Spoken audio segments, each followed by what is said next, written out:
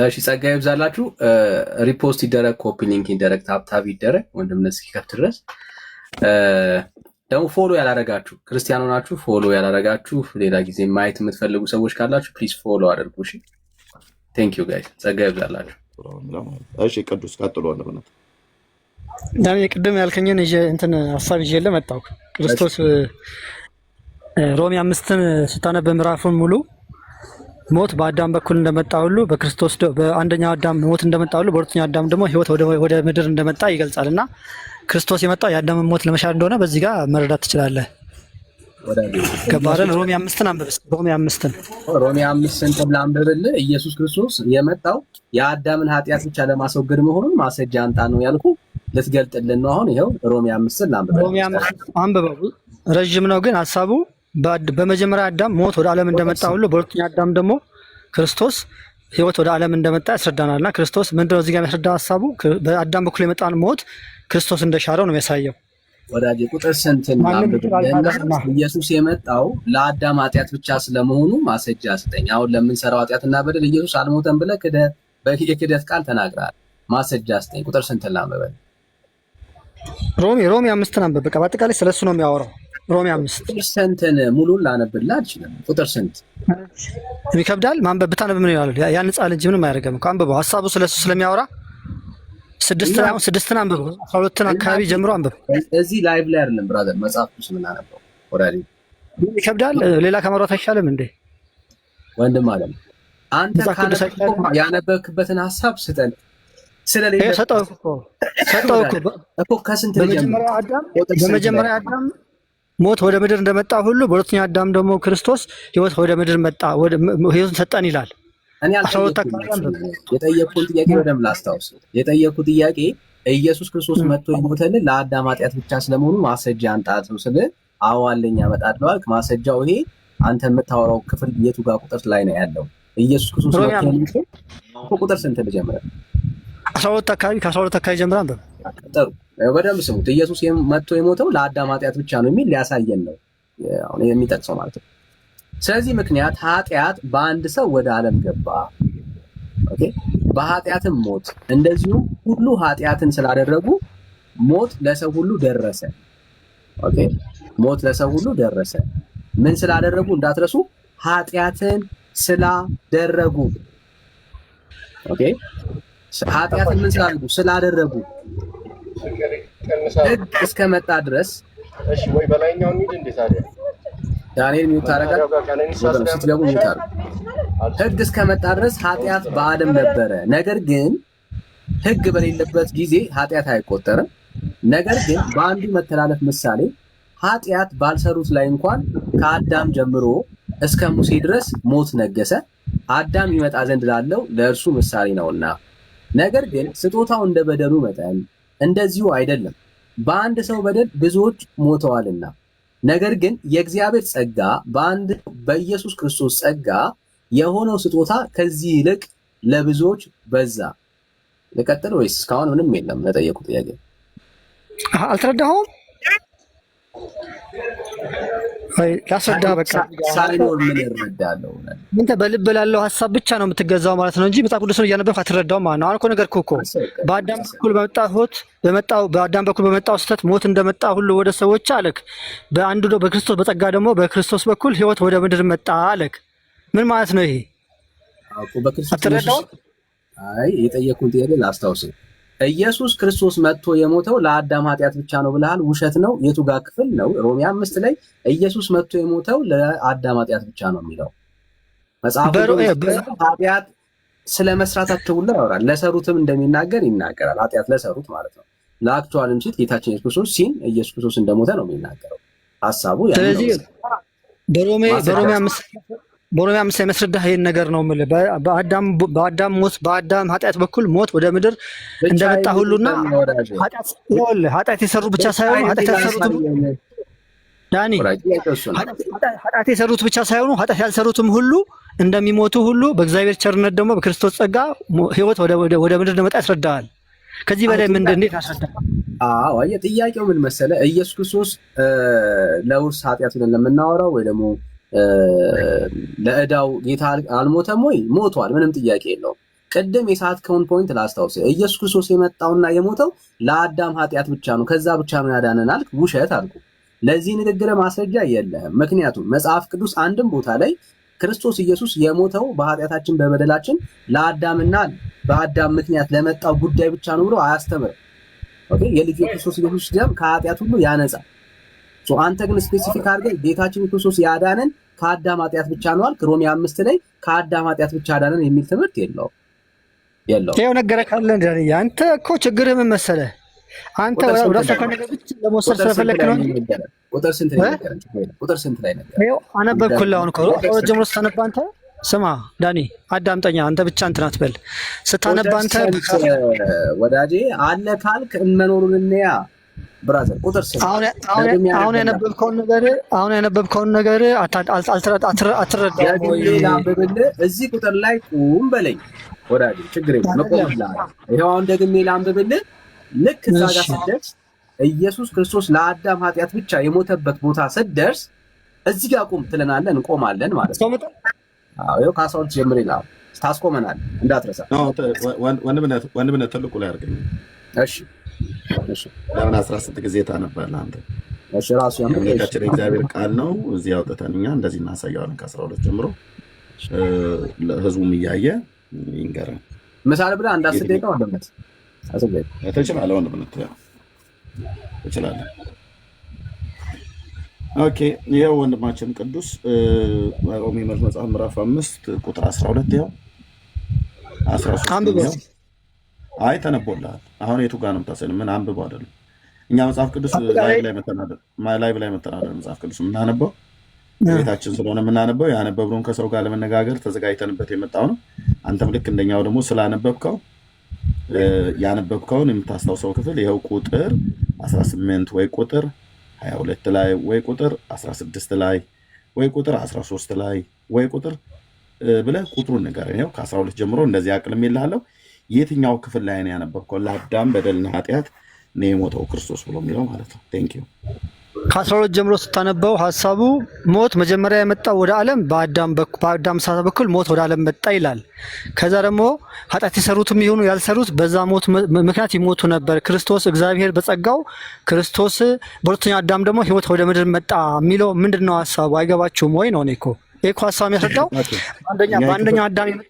በአንደኛው አዳም የመጣው ሞት የሻረው ክርስቶስ በጸጋው ነው። ያለኛ ፍቃድ፣ ያለኛ ስራ፣ ያለኛ አስተዋጽኦ እሱ ስለወደደን ስለፈቅዶ ሲል ከሰማያት ወርዶ ተንገላቶ ለኛ ራይ ሆኖ ተሰቅሎ ሞተ።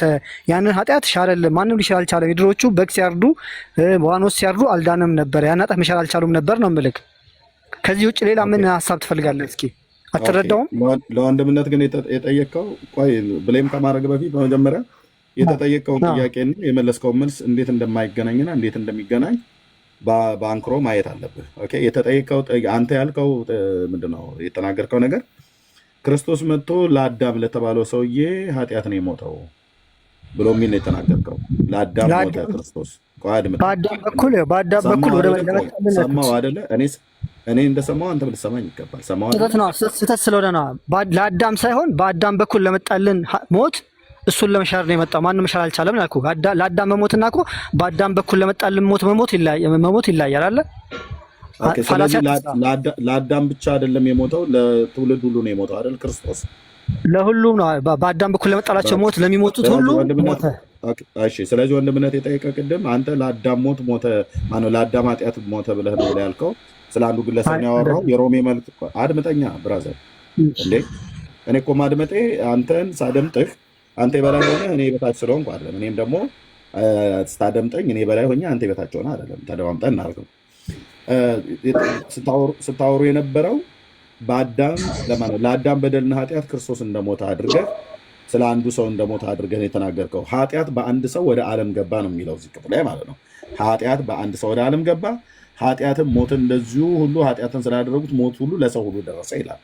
ልክ አሁን ታዲያ ወንድምነትም ይሆን እኛ ኃጢአት እኮ በአንድ ሰው ወደ ዓለም ገባ ብሎ የሚለውን ቃል አይ አልገባም፣ የገባው በሌሎች በኩል ነው ምናምን ነገር ብለን አላልን። በአንዱ አዳም ነው ሞት የደረሰው ለሰው ልጆች ሁሉ ጭምር ማለት ነው። ኦኬ፣ ስለዚህ ቅድም ትናገር ግን የነበረው ስሰማቸው የነበረው ለአዳም በደልና ኃጢአት ነው ክርስቶስ የሞተው ነበር ብለህ የምትለው። አሁን ደግሞ ዳይቨርት አደረገውና አይ አይደለም ይሄን ክፍል አይገባችሁም ነው ያልክ እንዴ? ገብቶን እኮ ነው አይደለም። አሁን እዚህ ጋር ማስተካከል ያለበት የለም ወንድሜ። ለአዳም ሞት በአዳም በኩል ለመጣልን በአዳም ኃጢአት የመጣውን ሞት አላለ እሱን ለመሻር ነው የመጣው አልኩ እንጂ ለአዳም አላልኩም። አሁን ማስተካከል እያልኩ እኮ ነው ወንድሜ። ለማን የሻረው? በአዳም በኩል ለመጣልን ሞት ለሰው ልጆች ሁሉ በአዳም በኩል ለመጣልን ሞት ይሻላልን። ከማን ላይ ነው የሻረው? ክርስቶስ በጸጋው በመስቀል ተሰቅሎ በጸጋው ሻረው። እስቲ ዝም ብለህ ለመመለስ ከመቸኮል በፊት ጥያቄን ስማኝ። ከማን ላይ ነው ይሄን ሞት ይሻረው? ከማን ላይ ነው ይሄን ሞት ይሻረው? ከሰው ሁሉ ነው። ቴንክ ዩ። አንተ ይሄን ሞት ተሽሮልሃል? በክርስቶስ ስላመንኩኝ ስለተጠመኩኝ ያው ድኛለሁ። ጥያቄን በደምብ ስማኝ ብራዘር። ለሰው ሁሉ ነው። ኦኬ እሺ። ከሰው ሁሉ ውስጥ አንተ አንዱ ስለሆንክ ይሄ ሞት ተሽሮልሃል አንተ? አምኜ ስለተጠመቅኩ ድኛለሁ። ተሽሮልኛል። ተሽሮልሃል አምነህ ስለተጠመቅ አይደል? አምነህ ስለተጠመቀ ከመጠመቅ በፊት አምኛለሁ እያልከኝ ነው። ምንድን ነው ያመንከው ከመጠመቅ በፊት? በክርስቶስ የቤዛ ማዳን ነው። የቤዛነቱ ስራ አይደል? መቼ ነው የተጠመቀው? ምን ያደርግልሃል እሱ እንዴ? መቼ ነው የተጠመቀው? መቼ ነው የተሻረልህ? መጠመቅ ባለበት ጊዜ ተጠምቄያለሁ። መቼ ነው የተጠመቀው? መጠመቅ ሲገባኝ ተጠምቄያለሁ አልኩህ እኮ አባቴ። መቼ ነው የተጠመቀው? የተጠመቅበትን ቀኑን ተናገር። የተጠመቅበትን ቀኑ ታገኔ። አሁን የዛሬ 28 ዓመት ተጠምቄያለሁ። አንተ ጎርማሳ ሆነህ ነው ማለት ነው። እኔ የዛሬ 28 ዓመት በልጅነቴ ተጠምቄያለሁ። ለአንተ ጥሩ ለምትናገረው ነገር መደላድል እንዲሆንልህ እኔን ምሳሌ አድርጌ ማቅረቤ ተገቢ ነው። እኔ የዛሬ 28 ዓመት ተጠመቅኩ። አንተ መቼ ነው አምነህ የተጠመቅከው? በልጅነቴ እኮ። በልጅነት ስንት ወር ወይ ስንት ዓመት ስንት ቀን? 40 ቀኔ ማለት ነው። ቴንክ ዩ ወንድማችን ስለመለስክልን።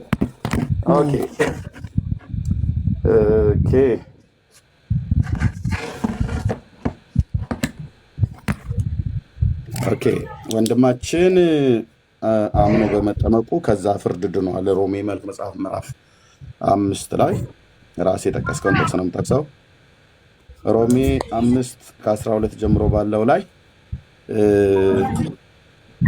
የቀድሞ መርገም ክርስቶስ አጥፍቶልናል ነው። የቀድሞ መርገም ጠፍቶልናል እያልክ ነው። በማን? በኢየሱስ። መቼ ብዬ ስለ አምኜ ስጠመቅ።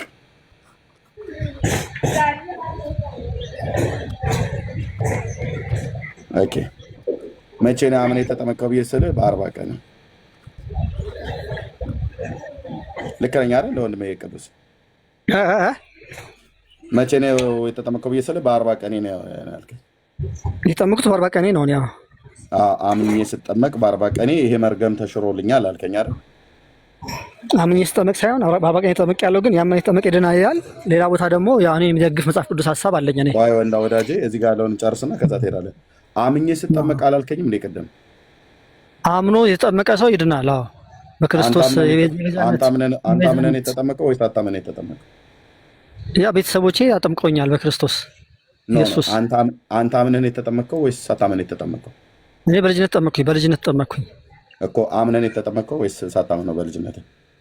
በልጅነት አልኩህ እኮ። ምንድን ነው አንተ እኮ አምነህ ነው ወይስ አታምነህ? በልጅነት እሺ፣ በ40 ቀን የተጠመቅኩ ስለ አምነህ ትለኛለህ እኮ። ታዲያ ንገረኛ፣ አምነህ ነው ወይስ አታምነህ ነው እንዴ? በልጅነት የተጠመቅኩኝ አልኩህ እኮ። በልጅነት አምነህ ነው አታምነህ? ቤተሰቦች ያምናሉ፣ በእሱ ያምናሉ፣ አባቶች ያምናሉ። በልጅነትህ ቤተሰብህ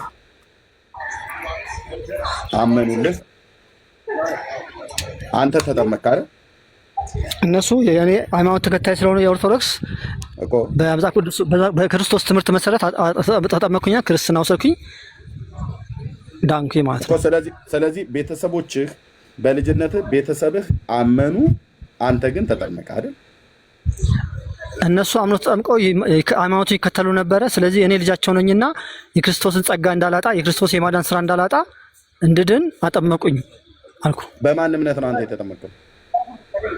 በቤተሰብ እምነት። እኔ ኦርቶዶክስ ነኝ። እኔም እኮ ኦርቶዶክስ ቤተሰብ አለ። ኦርቶዶክስ እኮ ነኝ እኔ። ቴንኪው። ስለዚህ በቤተሰብህ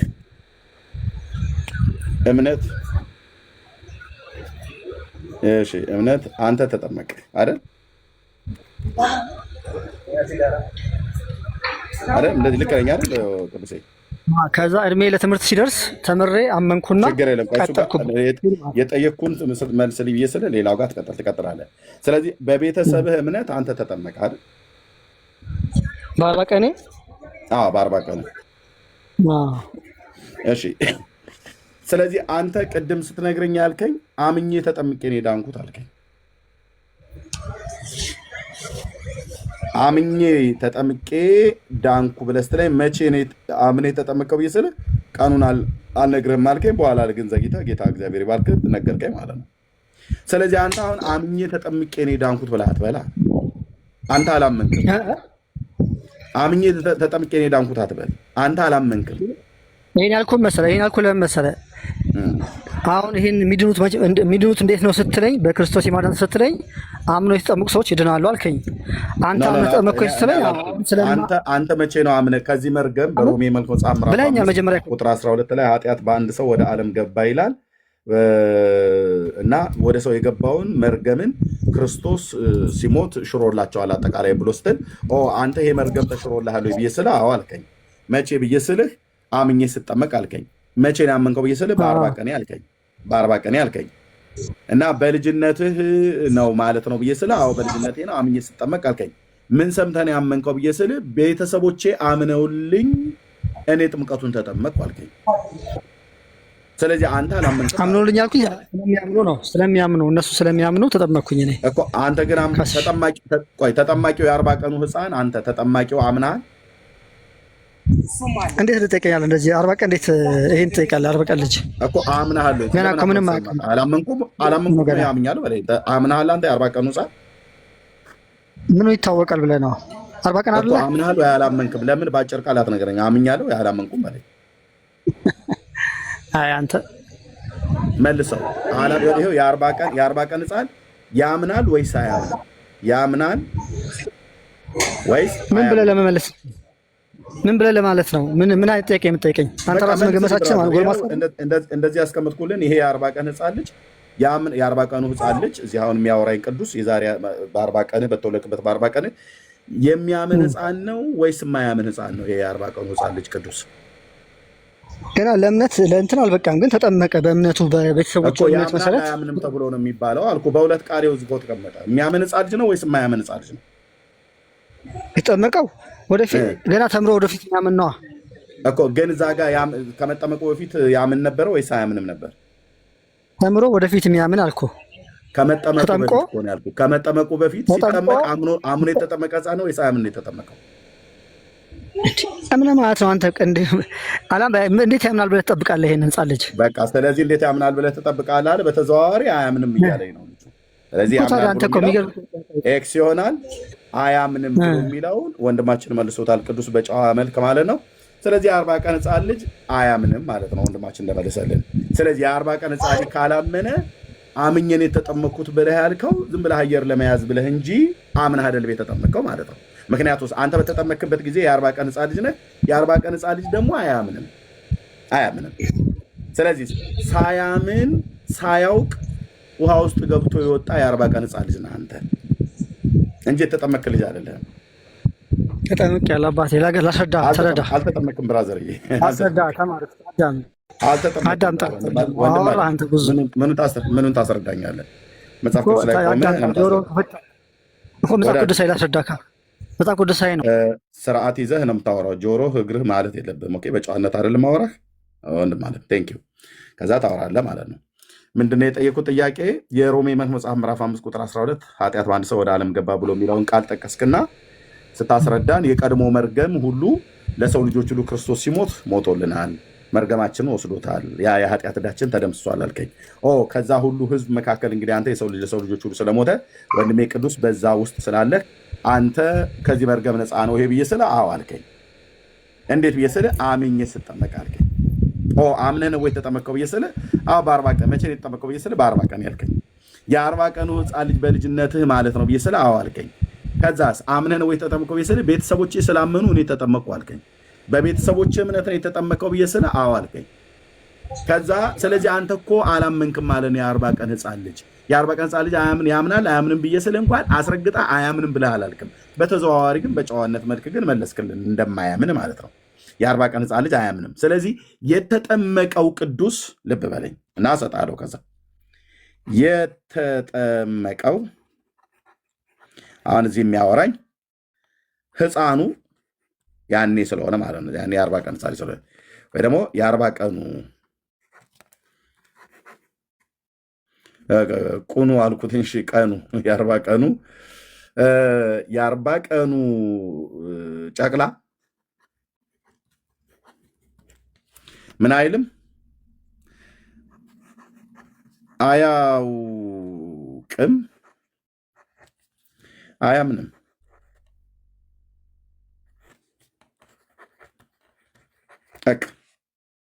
አሁን እዚህ የሚያወራኝ የ40 ቀኑ ቅዱስ የ40 ቀን ሆኖ ማለት ነው። አሁን ትልቅ ነው። የ40 ቀኑ አሁን የተጠመቀው የ40 ቀኑ ህፃን ልጅ ጨቅላው ህፃን ልጅ ገና እንቦቀላ የሆነ ህፃን ልጅ ቅዱስ አሁን እዚህ አድጎ ነው። በ40 ቀኑ ግን ገና ደም ነው። ገና እንደተወለደ ማለት ነው። መጠመቁንም አያውቅም መጠመቁንም አያምንም። ከመጠመቁም በፊት አላመንም። ከመጠመቁ ፊት ስላላመነ ያመነ የተጠመቀ ይድናል ብሎ የሚለውን ቃል ቅዱስ ተግባራዊ አላደረገውም። ለምን? ስላላመነ። ለምንድን ነው ያላመነው? ስለማያውቅ። ስለማ? ስለ ክርስቶስ። ለምን አያውቅም? አልሰማማ። ምን? ስብከተ ወንጌል። ምን ያገናኘዋል? እምነት ከመስማት ነው ይላል ቅዱስ ጳውሎስ። መስማትስ በእግዚአብሔር ቃል ነው ይላል። ስለዚህ ይህን ቅድመ ተከተል ተከትሎ ወንድማችን ቅዱስ ሳያምን የተጠመቀ ህፃን ልጅ ነው። ስለዚህ ቅዱስ ይኸው ሳያምን የተጠመቀ እንኳን ተብሎ ሊባል አይችልም ብዬ ልበልለት ኦፌንድ እንዳላረገው የተጠመቀ ልጅ ነው። ስለዚህ እስካሁን ድረስ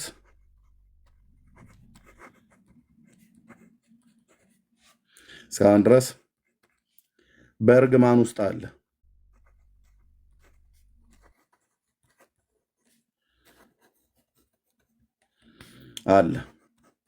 ያ በአዳም በኩል የመጣው እርግማን አሁን በቅዱስ ላይ አለ፣ ይሰራል።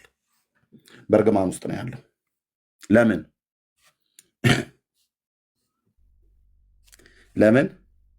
ሳያምን ነው የተጠመቀው። ከዚህ መርገም ውስጥ የሚወጡቱ አምነው የተጠመቁ ናቸው እንጂ ሳያምኑ የተጠመቁ ይወጣሉ አላለም። አሁን መቀጠል ትችላለህ ቅዱስ። አመሰግናለሁ። እንግዲህ በጨዋነት ለፈረድክ የሚፈርድ ሁሉ እንግዲህ እግዚአብሔር ምን ይበል ይማርህን አምልህ። ነገር ግን ምንድነው እኔ ልልህ የፈለግኩት በእኛ በኦርቶዶክስ አስተምሮ መሰረት በሮሜ ትምህርት ላይ ያለውን እንደተረዳኸው አመሰግናለሁ። ነገር ግን ጥምቀትን የምንጠምቀው እኛ በሁለት መንገድ ነው። አንደኛው ጎልማሳ ሆኖ እንዳንተ አይነት መናፍቅ ሰው ኦርቶዶክስ እምነትን እንቀበላለሁ ብሎ ሲመጣ ያመነ ይጠመቃ ይድናል በሚለው በወንጌል ባለው ይጠመቅና ክርስቶስን ትምህርቱን ይወስዳል፣ ይጠመቃል፣ ስጋው ደግሞ ወስዶ ዳነ ይባልና ከዛ የመዳን ስራውን ይፈጽማል። እንደኛ አይነት ደግሞ የቤተሰቦቻችን ኦርቶዶክስ እምነት ውስጥ ያሉ ሰዎች ደግሞ በማቴዎስ ወንጌል ምዕራፍ 28 ቁጥር 19 ጀምሮ ያለውን ሂዱ በአብ በወልድ በመንፈስ ቅዱስ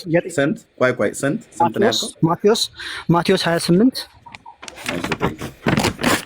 ያው እንግዲህ መናፍቃን ብለህ ስላልከን በደንብ እንድንማር ስለፈለግን ነው። ማቴዎስ ስንት ነው ያልከው? 28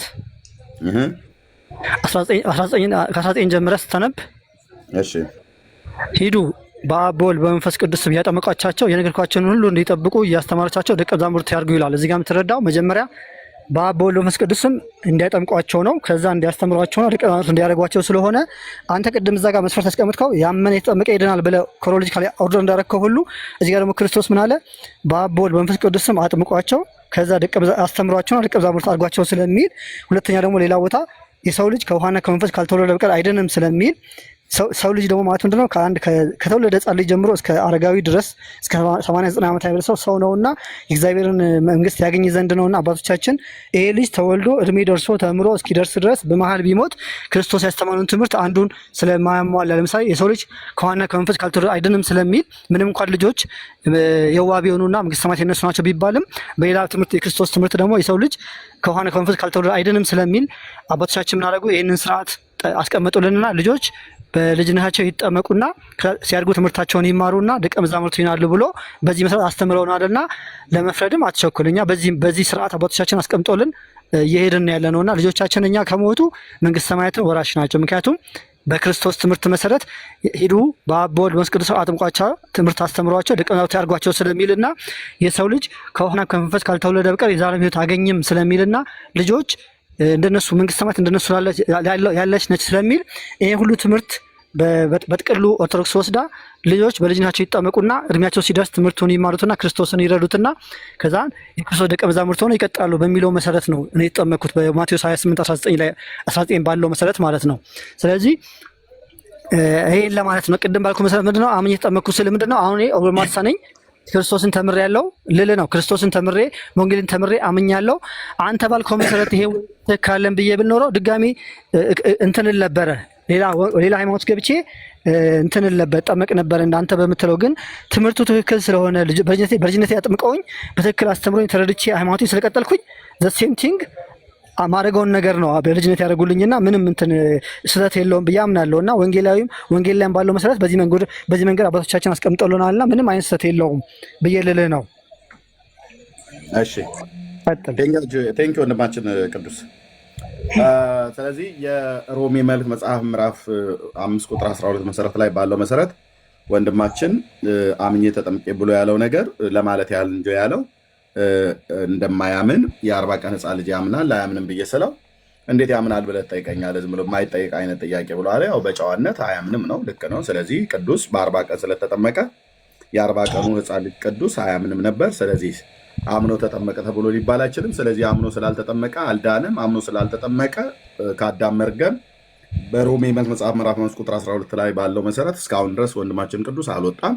ይሄ ፋይሉ ተዘግቷል፣ ወደ ፋይል ቤት ተመልሷል። ስለዚህ እነዚህ 3 ክፍሎችን የምናየው የማቴዎስ ወንጌል መጽሐፍ ምዕራፍ 28 ቁጥር 19 ጀምሮ ባለው ማለት ነው። ይህን ክፍል ስጠቅስልን በዚህ መሰረት ነው የተጠመቀው አይደል ቅዱስ? አንዱ መነሻ እሱ ነው። ሁለት ደግሞ የሰው ልጅ ከሆነ ከመንፈስ ካልተወለደ በቀር የሚል አለ። ክርስቶስ ያስተማረው ተራ በተራ እንሄድበታለን። ኦኬ ተራ በተራ እንሄድበታለን። ዮሐንስ ይኸው እየረዳሁ ጥቅሱንም ጭምር ማለት ነው። ዮሐንስ 3:5 ላይ ነው ያለው። ይሄ ማቴዎስ 28 ከ19 እስከ 20 ማለት ነው። እሺ ማቴዎስ 28 ከ19 እስከ 20 ይነበባል። ወንድማችን ቅዱስ አምኖ የተጠመቀበትን ጥምቀት የሚናገረውን ክፍል ፍርጥ አድርገን እዚህ እናነባለን። ምን ተጠምቄ ያመንኩበትን ነው የሚባለው። እሺ በእኛ እምነት ተጠምቄ ያመንኩበትን እዚህ ጋር በዮሐንስ መሰረት በማቴዎስ ወንጌል መሰረት ተጠምቄ ያመንኩበትን ልጅ ነኝና ጠመኩኝ፣ እድሜ ትምህርት ሲደርስ ተማርኩኝ፣ ወንጌሉን አመንኩኝ፣ ምሕረት አገኘው ማለት የክርስቶስን የቤዛነት ድነት አገኘው ማለት ነው። ስለዚህ ተጠምቄ ያመንኩበት ብለሃል። የማቴዎስ ወንጌል ተጠምቀ ያመንክበት እንጂ አምነህ የተጠመቅበት አይደለም ማለት ነው። ወንጌል ክርስቶስ ያስቀምጠው እንደ መጀመሪያ አጥበዋቸው አስተምሯቸው ከዛ ደቀ መዛሙርት አድርጓቸው ስለሚል አንተ ከዛ ቅድም እንዳስቀመጥከው ነገር ክሮኖሎጂካሊ ማመን መጠመቅ እንዳልከው ሁሉ ክርስቶስ ደግሞ እዚህ ጋር መጠመቅ ማመን ብሎ አስቀምጧል አይደለ? ስለዚህ ሁለቱን መቀበል መቻል አለብህ። ኦኬ እሺ። በማቴዎስ ወንጌል መሰረት በማቴዎስ ወንጌል መጽሐፍ ምዕራፍ 28 መሰረት ክርስቶስ በመጀመሪያ መጠመቅ በማስም በአብ በወልድ በመንፈስ ቅዱስ ስም ነው። ግን እሱ ችግር የለውም። ስሙ አያጣለም። በመጀመሪያ እሱ አያጣለም። ታዲያ በመሐመድ ስም ክርስቲያን መቼም አይጠመቅም። በአብ በወልድ በመንፈስ ቅዱስ ነው። በመጀመሪያ መጠመቅ ከዛ ማመን ነው አይደል ያልከኝ? ማስተማር ማስተማር ከዛስ ሲማሩ ያምናሉ፣ ከዛ ደቀ መዛሙርት ይሆናሉ ማለት ነው። ኦኬ ከዛ ያምናሉ። ኦኬ ስለዚህ በማቴዎስ ወንጌል መሰረት ክርስቶስ ጌታችን ሰው በመጀመሪያ ማመን አይደለም ያለበት መጠመቅ ነው ያለበት ነው ብሎ አይደል ያለው? ከዛ የተጠመቀውን ሰውዬ አስተምሩት ነው ያለው። ያስተማራችሁትን አሳምኑት ነው አይደል ያለው? ወንድማችን ቅዱስ አስተምሯቸውና ደቀ መዛሙርት አድርጓቸው ነው የሚለው። ከተማረ ካመነ ደቀ መዛሙርት ይሆናል ነው እኮ። ካመነ እዚህ ጋር ደቀ መዝሙር ይሆናል ማለት ነው። ስለዚህ ክርስቶስ ያለው በመጀመሪያ አጥምቁ፣ ከዛ አስተምሩ፣ ከዛ ያመኑትን ደቀ መዛሙርት አድርጉ ነው አይደል ያለው? በዚህኛው ወንጌል እንደዛ ይላል። በዚህኛው ወንጌል እንደዛ ይላል። ኦኬ። ስለዚህ እዚህ ጋር ትንሽ እንትን ያልኩትን ዘርዘር ላድርገው። ክርስቶስ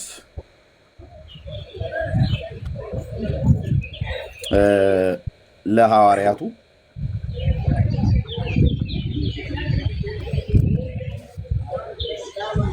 ሂዱ ብሏቸዋል አይደል? ወንድማችን ቅዱስ እዚህ ጋር ሂዱ በአብ በወልድ በመንፈስ ቅዱስም ነው ያላቸው። ሂዱ ብሎ ምንድን ነው ያላቸው? በአብ በወልድ በመንፈስ ቅዱስም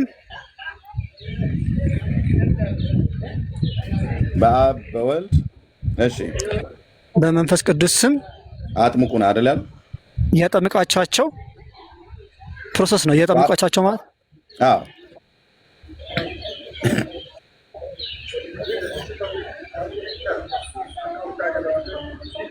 ሂዱ ብሎ ካለ በኋላ ምንድን ነው ያለው? በመጀመሪያ በአብ በወልድ በመንፈስ ቅዱስ አጥምቁ ነው አይደል ያለው? ቅዱስ በአብ በወልድ በመንፈስ ቅዱስ እያጠመቃቸው እኮ እያጠመቃቸው ምን በሉ ነው ያለው? የነገርኳቸውን ሁሉ እንዲጠብቁ እያስተማራችኋቸው ከዛስ ደቀ መዛሙርቴ አድርጓቸው ነው የሚለው። ኦኬ። ወንጌል ስበኩ አላለም? ምን የነገርን ክርስቶስ ወንጌል አይደለም እንዴ? የነገርኳቸው ማለት እኮ ክርስቶስ ወንጌል ከጥምቀቱ በፊት ወንጌል ስበኳቸው አላለም? እንግዲህ እዛ ጋር እንዳልኩልህ ነው። ሂዱ በአብ በወልድ በመንፈስ ቅዱስም ያጠመቃቸው የነገርኳቸውን ይጠብቁ እያስተማራቸው ደቀ መዛሙርቴ አድርጉ ነው የጠየቅኩ። በመጀመሪያ ሂዱ ካለ በኋላ ይቅርታ ሂዱን እንደዚህ ስለጻፍኩ ወገኖቼ፣ በመጀመሪያ ሂዱ ብሎ ካለ በኋላ ቀጥታ ሰዎችን በአብ በወልድ በመንፈስ ቅዱስ አጥምቁ ነው ብሎ ያለው ወይ ሂዱና ወንጌል ስበኩ ነው ብሎ ያለው ነው ያልኩት። በጣም ይቅርታ። ገልጻ አንብበው። እኔ እንደዚህ ነው እንግዲህ እስካሁን የተረዳሁት። በአሕዛብን ገልጣ ያነበብከው ንገረን። እኔ ገልጫ ነበዋለሁ። ሂዱ ብሎ አጥምቁ ነው ብሎ ያለው ወይ ሂዱና ወንጌልን ስበኩ፣ ከዛ አጥምቁ፣ ከዛ አስተምሩ፣ ከዛ ደቀ መዛሙርትን አድርጉ ብሎ ያለው ወይስ ሂዱና በመጀመሪያ አጥምቁ፣ ከዛ አስተምሯቸው፣ ከዛ ሲያምኑ ደቀ መዛሙርት አድርጓቸው ነው ብሎ ያለው? እንደሱ አሁን እንዳልከው ሁለተኛ እንዳልኩት ይሄ ማለት ሂዱ እንደዚህ ልጻፈው ማለት ነው። ይኸው ሂዱ በአብ በወልድ በመንፈስ ቅዱስ ስም እያጠመቃቸው። ችግር የለም ሂዱ። ስሙን አያጣላንም ብራዘር። የጌታን ስም ደጋግመህ መጥራት አትፍራው። ጻፈው። መንፈስ አይጨነቅ ብራዘር። የጌታን ስም ደጋግመህ አትጥራ። እሺ፣ ወሬ ነው የሚያስጠላው። ሂዱ፣ ከዛ አጥምቁ። የአምላካችን ስም ክቡር ነው፣ ደጋግሞ አይጠራም። አብ ወልድ መንፈስ ቅዱስ እያልክ ደጋግመህ አትጥራ። እሺ፣ ሂዱ አጥምቁ። ያጠምቁ ያው በአብ ወልድ መንፈስ ቅዱስ ማለት ነው። ከዛ ምን በሉ አስተምሩ። እሺ፣ ከዛ አስተምሩ፣ ከዛ ሲያምኑ ደቀ መዛሙርት አድርጉ ነው። ኦኬ፣ ልብ በሉ። ሐዋርያቱን ሂዱ አለ። ከዛ አጥምቁ በማን በአብ በወልድ መንፈስ ቅዱስም፣ ከዛ አስተምሩ ያዘዝኳችሁን፣ ከዛ ያመኑትን ደቀ መዛሙርት አድርጉ። እንደዚህ ነው አይደል? ቅድመ ተከተሉ እንማችል። ቅዱስ ማይኩን ክፈትና አውራ። ቴንክ ዩ። አዘግተው ነበር። ችግር የለም። እንደዚህ ነው አይደል? ሂዱ በአብ በወልድ በመንፈስ ቅዱስ እያጠመቃቸው የነገርኳቸውን ሁሉ እንዲጠብቁ እያስተማራቸው ደቀ መዛሙርት ያድርጓቸው ነው የሚለው። በቃ ስለዚህ አጥምቁ፣ አስተምሩ፣ ደቀ መዝሙር አድርጉ ነው አይደል ያለ? ስበኩ የለም። ስበኩ የሚል ግን የለም። ያ ማስተማር ምንድን ነው? የነገርኳቸውን አስተምሩ ማለት እኮ ስበኩ አይደለ እንዴ? ክርስቶስ የነገረንን ማስተማማት መስበክ እኮ ነው፣ ስብከት ነው። ሌላ ምንድን ነው? ማስተማር ማለት ስብከት ነው።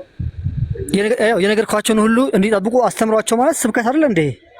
ወዳጄ የጠየቅኩ ማስተማርና ስብከት አንድ አይነት ነው ወይስ አንድ አይነት አይደለም? አንድ ነው። ማስተማር መስበክ ማስተማርና ስብከት አንድ ነው አይደል? እንግዲህ እንደዛ ምረዳው ነው። እውቀት ማለት እንዳይኖርብኝ እንጂ ምረዳው እንደዛ ነው። እሺ፣ ደቀ መዛሙርቱ ሂዱ ብሎ ሲላቸው ወዴት ነው የሄዱት? ወደ አሕዛብ ሁሉ ነው አይደል? ወደ ዓለም ነው። ወደ ዓለም ሁሉ ነው የላካቸው እኮ። ወደ ዓለም ከየት ነው የጀመሩት? ሲነሱ ካሉበት ነው። የት ነበሩ የነበሩት? እዛ ኢየሩሳሌም ነው። ኢየሩሳሌም ስብከቱን ከየት ነው የጀመሩት? እስራኤል ነበረው። ያው እስራኤል እያሉ ሰብከዋል አይደል? ሰብከዋል አይደል? እስራኤል ጀምሮ ዓለምን ተበታትነው አስተማሩ። ሰብከዋል ወይስ አስተምረዋል? ሰብከዋል። ያው ሰብከዋል፣ አስተምረዋል። ሰብከዋል። ኢየሩሳሌም ላይ ሰብከዋል አይደል? አዎ ሰብከዋል።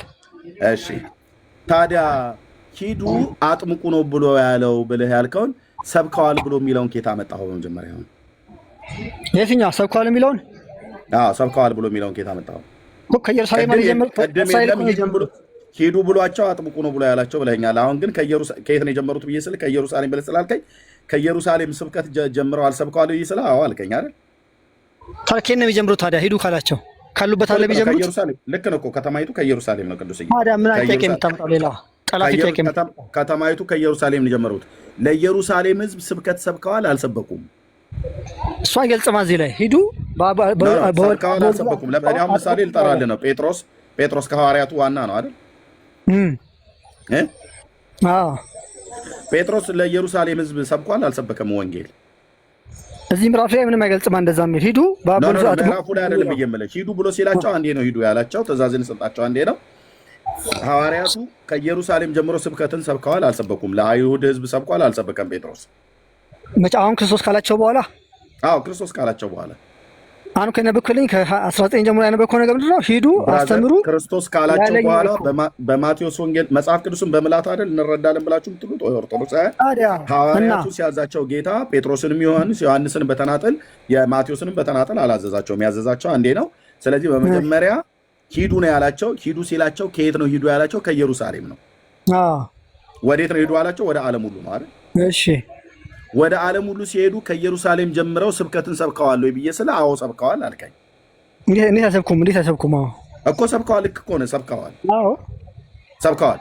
ጴጥሮስ ስለሰበከ ነው አይደል? በአንድ ቀን 3000 ሰው ሄዳ ነው በሐዋርያት ሥራ ላይ። እውነት ነው። እሱ ተልኮ የስብከቱ ተልኮ ሂዱ በሚለው ውስጥ ይካተታል አይካተትም? ከሐዋርያቱ ውስጥ አንዱ ስለሆነ ጴጥሮስ ያው የስራቸው አንዱ ወንጌልን ማሰራጨት አለ። በዓለም ላይ ወንጌልን ማሰራጨት ነው አንዱ ስራ። ስለዚህ ይካተታል አይደል? ይካተታል። ቴንክ ዩ ይካተታል። ምን ልታመጣ ነው ታዲያ? ምንድን ነው ብራዘር? እንዴት እንደማመጣ አሳያለሁ። ጴንጤ ቤት ነው አይመጣው። ስለዚህ ጌታችን ያለው ምንድን ነው ማለት ነው? ልብ በል ሐዋርያቱን እዚህ ጋር ሐዋርያቱን ብዬ ልጻፈው። ሐዋርያቱን ጌታ ሂዱ አላቸው። ወዴት? ወደ ዓለም ሁሉ። ከዛስ ወንጌልን ለፍጥረት ሁሉ ስበኩ ነው ያለው። በመጀመሪያ የት አለ የሚለው አለ? እዚህ ማቴዎስ 28 ላይ አለ። ላሳይህ ነው። ቆይ አድምጠኝ። አድምጠኝ። ቆይ ብራዘርዬ፣ ቆይ አድምጠኝ። ይሰጥሃል እንዳንተ እንዳንለው። ጴጥሮስ ለአይሁዳውያኑ ሐዋርያት ሥራ መጽሐፍ ምዕራፍ 2 ላይ ሰብከዋል። ሐዋርያት 2 ቁጥር 20 ጀምሮ ማለት ነው። ያው ሰብከዋል። እየጻፍኩ ነው ወዳጅ፣ እየተደማመጠን ቴንክ ዩ። ይኸው ጴጥሮስ ልክ አይደለም መሰለኝ። እባክህ አይደለም። ቆይ አዳምጠኝ አንድ ጊዜ ላስተካክልህ። አንተ አይደለም ታስተካክለኝ። ራስን አስተካክለህ መናገር የማችል ሰውዬ እኔን አታስተካክለኝም ብራዘር። ይሄ ነውር ነው። ኦኬ እኔ አንተን እንኳን ላስተካክል ብዬ አላልኩም። እንደፈለግ ስታነኩረው ማለት ነው። እየተከታተልኩ ነው የምጽፈው። አንተ እኔን አታስተካክልም፣ እኔም አንተን አላስተካክልም። ካስተካከልከኝም በኋላ ተራ ሲደርስ ታስተካክላለህ። ቴንኪው ቅዱስዬ። ኦኬ ልብ በሉ። ሂዱ ብሎ ካለ በኋላ ስብከተ ወንጌሉን ከኢየሩሳሌም ሲጀምሩ የመጀመሪያው ፋና ወጊ ሰባኪ ይሄ ሐዋርያ ነው። ይሄ ሐዋርያ አስቀድሞ ለአይሁድ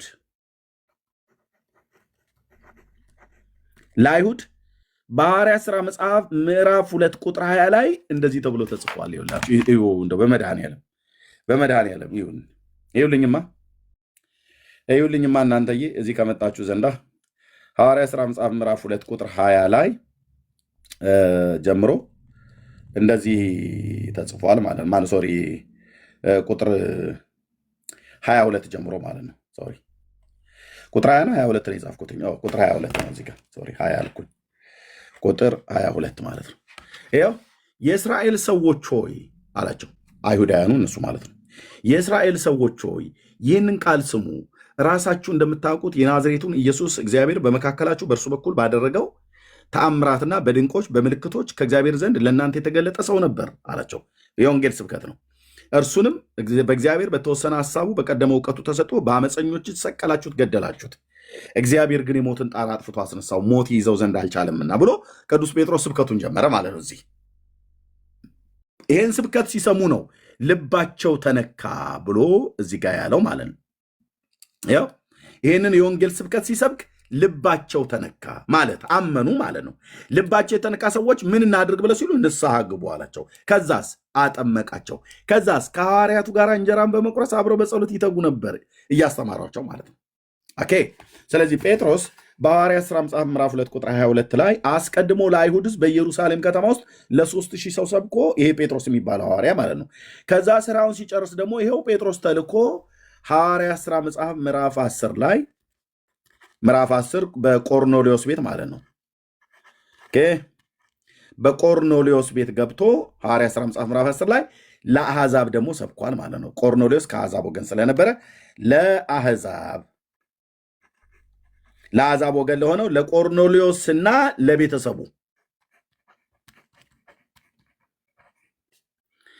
ለቤተሰቡ ምንን ሰብኳል? ወንጌልን ሰብኳል። ሐዋርያቱ ልብ በሉ፣ እዚህ ያላችሁ ሰዎች ጴጥሮስም ይሁን ማቴዎስ፣ የትኞቹም ሐዋርያት በሄዱበት አገር፣ በገቡበት ከተማ፣ በተበተኑበት ምድር አስቀድመው ወንጌልን ለአይሁድም ለአሕዛብ በምኩራቦቻቸው ሰብከዋል። ወንጌል ሳይሰብኩ ሰዎች ሰምተው ልባቸው ሳይነካ ሳያምኑ ያጠመቁት አንድም ሰው የለም። ያለች አንድ ሰው ነው ያልኳችሁ። በስተት ወንጌል ሳይነክሩት ሳይሰብኩት ያጠመቁት ሰው የለም። ወንድማችን ቅድም እንዳለው በማቴዎስ ወንጌል መጽሐፍ ምዕራፍ 28 ቁጥር 19ና 20 ላይ ክርስቶስ በመጀመሪያ ሂዱና አጥምቁ ነው ብሎ ያለው አላለም። ሂዱ ሲላቸው ወደ ዓለም ሁሉ ነው። ከዛስ ወንጌልን ለፍጥረት ሁሉ ስበኩ ነው ያላቸው። እነዚሁን ሐዋርያት የማቴዎስ ወንጌል መጽሐፍ ምዕራፍ 20 ነው ወንድማችን ምዕራፍ 28 ነው ወንድማችን ያወጣው። በጣም ብዙ ጊዜ ኦርቶዶክሳውያን ሰባኪዎች ህዝቡ እንዴት እንደሚያሳስቱ ልንገራችሁ። ምዕራፍ 28 ቁጥር 19ና 20 ከዚህ ጀምሮ ኢየሱስም ቀረበ፣ ስልጣን በሰማይና በምድር ተሰጠኝ፣ እንግዲህ ሂዱና አሕዛብን ሁሉ በአብ በወልድ በመንፈስ ቅዱስ ስም እያጠመቃችሁ ያዘዝኳችሁን ሁሉ እንዲጠብቁ እያስተማራችኋቸው ደቀ መዛሙርት አድርጓቸው፣ እነሆ እኔ እስከ ዓለም ፍጻሜ ድረስ ሁልጊዜ ከእናንተ ጋር ነኝ አላቸው ይላል። በዚህ ቃል መሰረት በመጀመሪያ ሄዳችሁ አጥምቁ ብሏል። ወደ አሕዛብ ሁሉ ሂዱና በአብ በወልድ በመንፈስ ቅዱስ አጥምቁ ነው ብሎ ያለው እንጂ ስብከት ስበኩ ብሎ የሚል የለም። እዚህ ጋር ኤርሚያስ ከየት አምጥታችሁ ነው ስብከት ስበኩ ብላችሁ የምትሉት ይሉናል። ለምን መጽሐፉን በምላት ነው የምንረዳው ብለው የሚሉ ኦርቶዶክሳውያን መጽሐፉን በምላት አይረዱትም፣ በምላት አያውቁትም። በምላት ከሆነ ማቴዎስ የመጨረሻውን ምዕራፍ የመጨረሻውን ቁጥሮችን አንብባ አይደለም ኢየሱስ እንደዚህ ብሏል ብለህ የምትለው። እነዚህን 12ቱ እነዚህ ሂዱና አሕዛብን ሁሉ ብሎ ያላቸው አስቀድሞ በዛው በእስራኤል ቤት ተልከው ነበረ ማለት ነው። ቅዱስና ተመልሰ እንድታይ ይፈልጋለሁ። እንዳያስወጡ ሞዴሬተሮችም ስለተደበቅ እንዳያስወጡ። ቴንኪው። ኦኬ፣ ላስቀምጥልህ ነው። ልብ በሉ ቅዱስ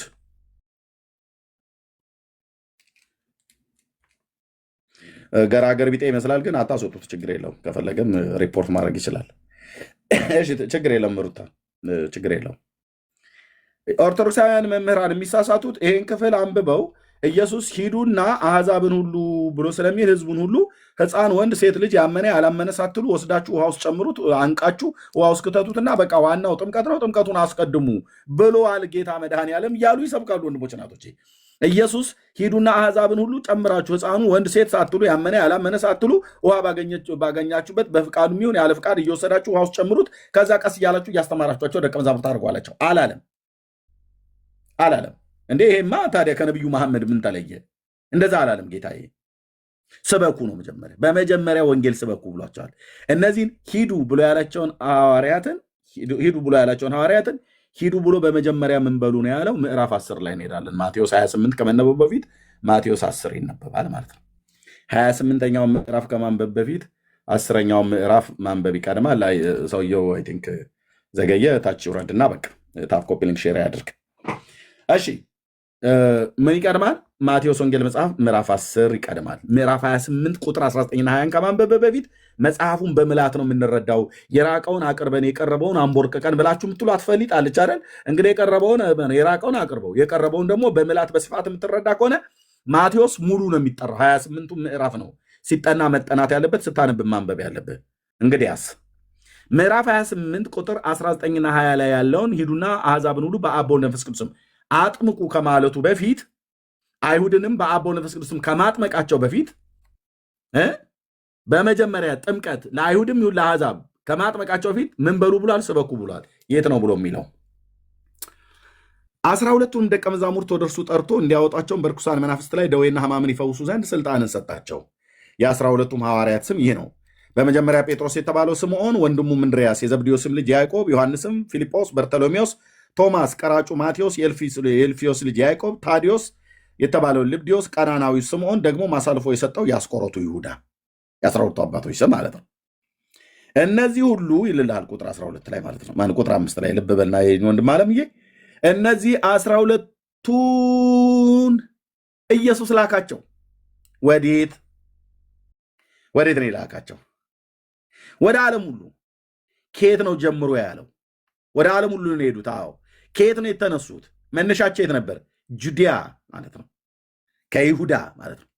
ከዛስ ወደ ሰማሪያ። እንዲህ ዝም ብለው ሶሪያ አልሄዱም። አስቀድመው ግሪክ አልሄዱም። ከይሁዳ ወደ ሰማሪያ ነው የወረዱት። ኦኬ። በምልአት መጽሐፉን በምልአት ስለማይረዱት መናፍቃኑ እያሉ እንደሚያላዝኑት አይደለም። አየህ፣ ከየት ነው የተነሱት? ከኢየሩሳሌም። ወዴት ነው የሄዱት? ወደ ግሪክ አልሄዱም። ባንዴ ወደ አንጾኪያ ባንዴ አልወረዱም። ከይሁዳ ወደ ሰማሪያ ነው። ይሁዳስ ላይ የሰበከው ጴጥሮስ ሐዋርያት ሥራ መጽሐፍ ምዕራፍ 2 ላይ በኢየሩሳሌም ከሆነ የሰበከው ለማ ለአይሁድ ምን ስብከት? እንደውም ቅዱስ ጳውሎስ በሄደበት የአሕዛብ ከተሞች ሁሉ በምኩራብ እየገባ አስቀድሞ ለእናንተ ይነገር ዘንድ ይገባል ይላቸዋል። አየህ፣ አስቀድሞ ለእናንተ ይሰበክ ዘንድ ይገባል። ከገፋችሁትና በራሳችሁ ላይ የዘላለም ሕይወት እንደማይገባችሁ ከፈረዳችሁ፣ እኛ ግን ወደ አሕዛብ ዞር እንላለን ማለት ስንለፋለፍ አንኖርም ከእናንተ ጋር። አስቀድሞ ግን ለእናንተ ይነገር ዘንድ ይገባል እያሉ አስቀድሞ ለአይሁድም ወንጌልን ነው ገብተው በምኩራቦቻቸው የሰበኩት። ጳውሎስ በመጀመሪያ ደማስቆ ላይ ጌታ እኮ ሲቀበል አስቀድሞ ወደ አይሁድ ምኩራብ ገብተው በምኩራቦቻቸው እሱ ክርስቶስ የእግዚአብሔር ልጅ እንደሆነ አስረድቶ መልስ ያሳጣቸው ነበር ይላል። ሃሌሉያ ሃሌሉያ። አስረድቶ መልስ ያሳጣቸው። በአይሁድ ምኩራብ ውስጥ ክርስቶስን ሰበከው ጳውሎስ። ገና የአይኑ ቅርፊት ሲወድቅለት ሐናንያ ወስዶ ሲያጠምቀው ሄዶ ሰበከ ይላል። አስረድቶ መልስ ያሳጣቸው ነበር። ምክንያቱም ለእነሱ ይነገር ዘንድ ለእነሱ ይሰበክ ዘንድ ይገባ ነበር። ስለዚህ ሂዱ ብሎ ሲል እነዚህ 12ቱን ሲልካቸው የላካቸው ኬት ነው ውዴ ኢየሱስ? ከኢየሩሳሌም። እዛው ኢየሩሳሌም ስብከት አልሰበኩም እንዴ? ሰብከዋል። አሳ አጥማጁ ጴጥሮስ በአንድ ቀን ስብከት 3000 ሰው እንዲድን ወንጌሉን ሰበከ እኮ። የሐዋርያት ሥራ መጽሐፍ ምዕራፍ 2 ቁጥር 22 ላይ ቅድም ያሳዩችሁ ማለት ነው። ይህም በሰሙ ጊዜ ልባቸው ተነካ ይላል። በመጀመሪያ ምንድን ነው እያለ ያለው ጌታ? ስብከት ማለት ነው።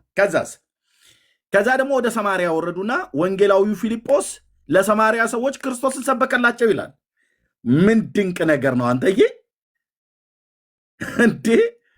ከዛስ ራሱ ጴጥሮስ ከኢየሩሳሌም ከተማ ተነስቶ ወደ ቂሳሪያ ወደ ሜዲትራኒያን ባህር ዳርቻ ላይ ያለች ከቀርሜሎስ ተራራ በታች ተከተና የሜዲትራኒያን ባህር ተተግና የተሰራች ጥንታዊ ከተማ ናት። ወደ ቂሳሪያ ወረደና የመቶ አለቃው ኢጣሊቅ የተባለው የሮማ መቶ አለቃ የነበረው ማነው ወደ ይሁዲ እምነት ገብቶ ነበር ተብሎ ይታመናል።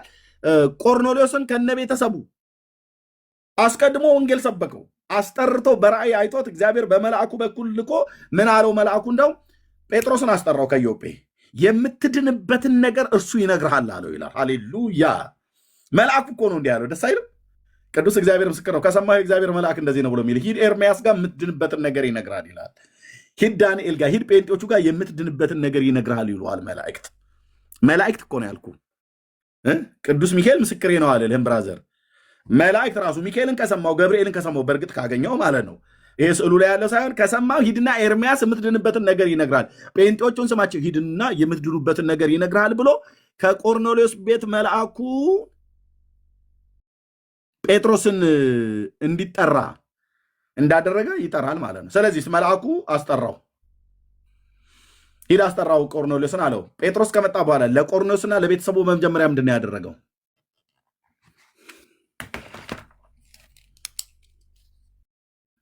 ምን?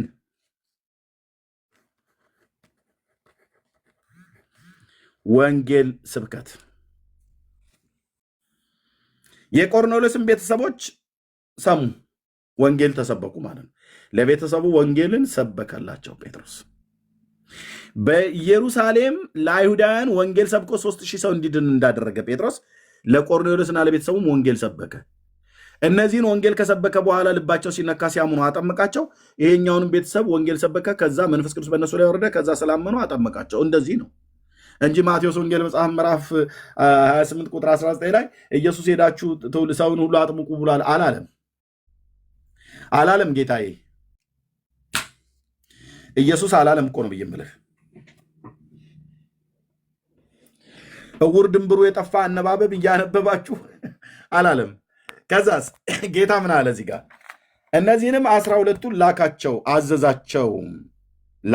አዘዛቸውም እንዲህም አለ፣ በአሕዛብ መንገድ አትሂዱ፣ ወደ ሰማርያውያን ከተማም አትግቡ አለ። በመጀመሪያ ወደ ሰማርያ እንዳትወርዱ፣ ከዛስ ይልቁንም የእስራኤል ቤት ወደ ሆኑት ወደ ጠፉት በጎች ሂዱ እንጂ ሰማርያ እንዳትወርዱ በመጀመሪያ ከዚሁ ከኢየሩሳሌም ጀምሩ እያላቸው ነው። ከዛስ ለአይሁድ ሕዝብ ራሱ እዛው ለጠፉት ለእስራኤል በጎች ምን በሉ? ሄዳችሁም አጥምቋቸው አላለም ኢየሱስ። ሄዳችሁ ዋና ውሃ ነውና ውሃ ውስጥ ክተቷቸው፣ ውሃ እርጩባቸው፣ ውሃ የነካው ሁሉ ይድናል አላለም። ሄዳችሁ መንግሥተ ሰማያት ቀርባለች ብላችሁ ስበኩ። ምን? ወንጌል፣ የምስራችሁን ወንጌል ምን በሉ? ስበኩ። ይኸው ነው የተደረገው ወንድም አለ።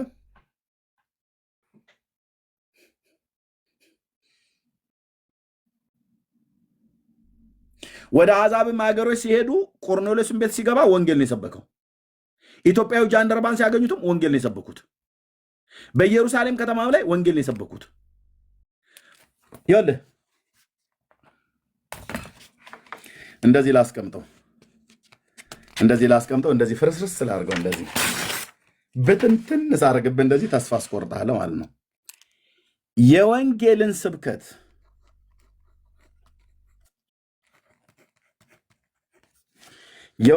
ስብከት ቀዳሚ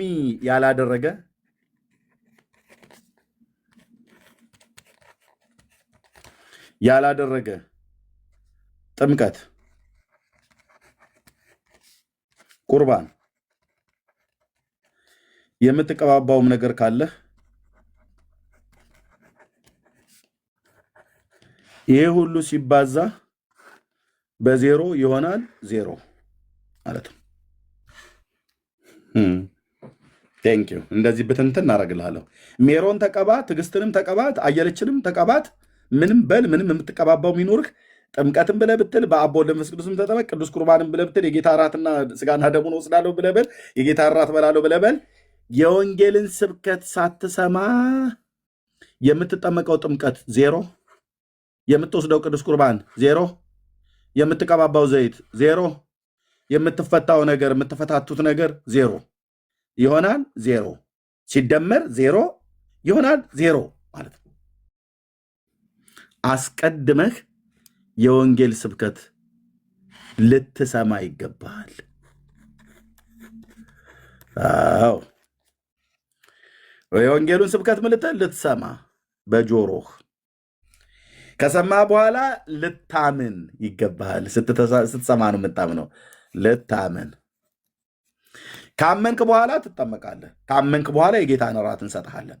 ካመንክ በኋላ የሚቀባ ነገር ካለን እንቀባሃለን። እኛ ጋር ግን የሚቀባ ነገር የለም። የሚቀባ ቫዝሊን ተቀባ የለም። አሁን ሰው ዋናው መብሉ ነው ቁርባን ይላል። ዋናው ጥምቀት ነው ይላል። ዋና ጥምቀት አይደለም። ዋና ቁርባን አይደለም።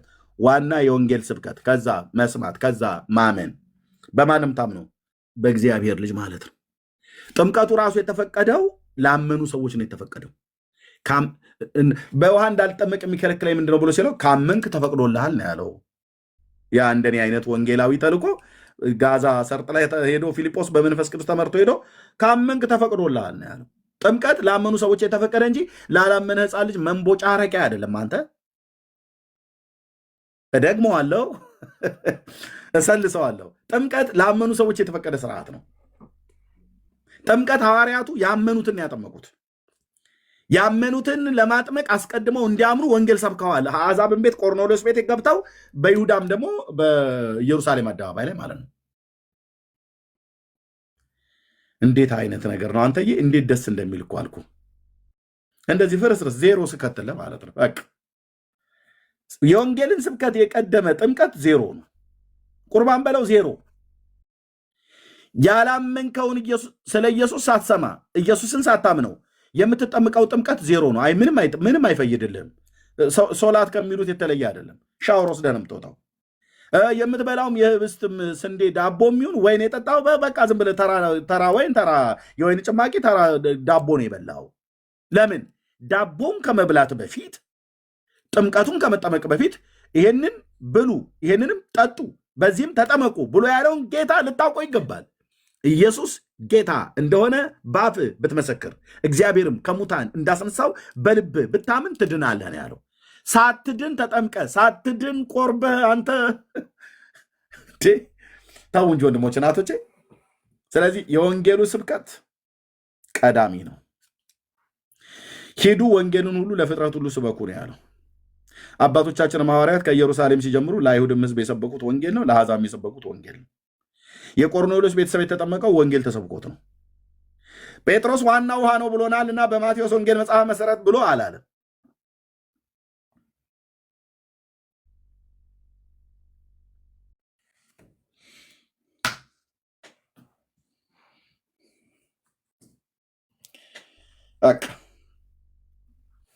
እና ጌታ ምንድን ነው ያለው? ወደ ጠፉት ወደ እስራኤል ልጆች ሂዱ፣ ከዛስ ሄዳችሁም ዋናው ጥምቀት ነውና ሰዎችን ሁሉ እያነቃችሁ ወንድ፣ ሴት፣ ሕፃን፣ አላዋቂ ሳትሉ ውሃ ውስጥ ጨምሩ። ከዛ ውሃ ውስጥ የጨመራችኋቸውን ሰዎች አስተምሯቸው አይደለም ያለው። መጀመሪያ ሄዳችሁ መንግስተ ሰማያት ቀርባለች ብላችሁ ለአይሁድ ሕዝብ ስበኩ፣ ለሰማርያውያንስ ስበኩ። ስብከት ኢምፖርታንት ነው ብራዘርዬ። ቁጥር አንድ ክርስትናን ስትጀምር ከእምነት ነው የምትጀምረው። እምነት ደግሞ ከመስማት ነው። እንድትሰማ ደግሞ የወንጌል ሰባኪዎችን ይልኩልሃል ጌታ።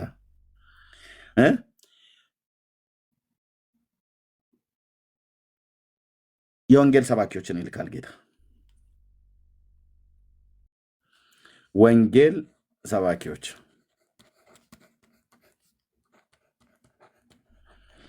ይወጡና የወንጌል ሰባኪዎቹ ይሰብካሉ። ከዛስ የተሰበኩ ሰዎች ያምናሉ። ያመኑትን ሰዎች ያጠምቃሉ። ያጠመቋቸውን ሰዎች ያመኑትን ጌታ እያወቁ እንዲሄዱ ያስተምራሉ። የተማሩ ሰዎች በእውነተኛ ደቀ መዝሙር ሕይወት ይኖራሉ።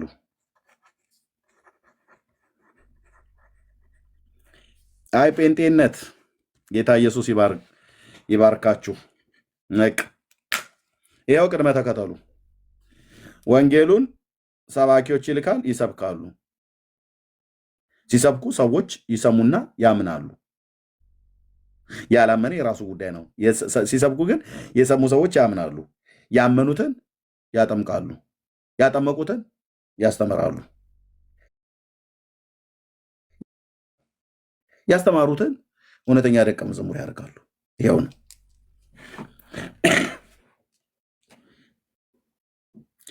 ኦርቶዶክስ ከዚህ ነው የምትጀምርልህ። እነዚህን ትጥልልሃለች። ከዚህ በላይ ያሉትን ይሰብካሉ፣ ያምናሉ የሚባል ነገር የለም። እዛ መስበክና ማመን የሚባል ነገር የለም።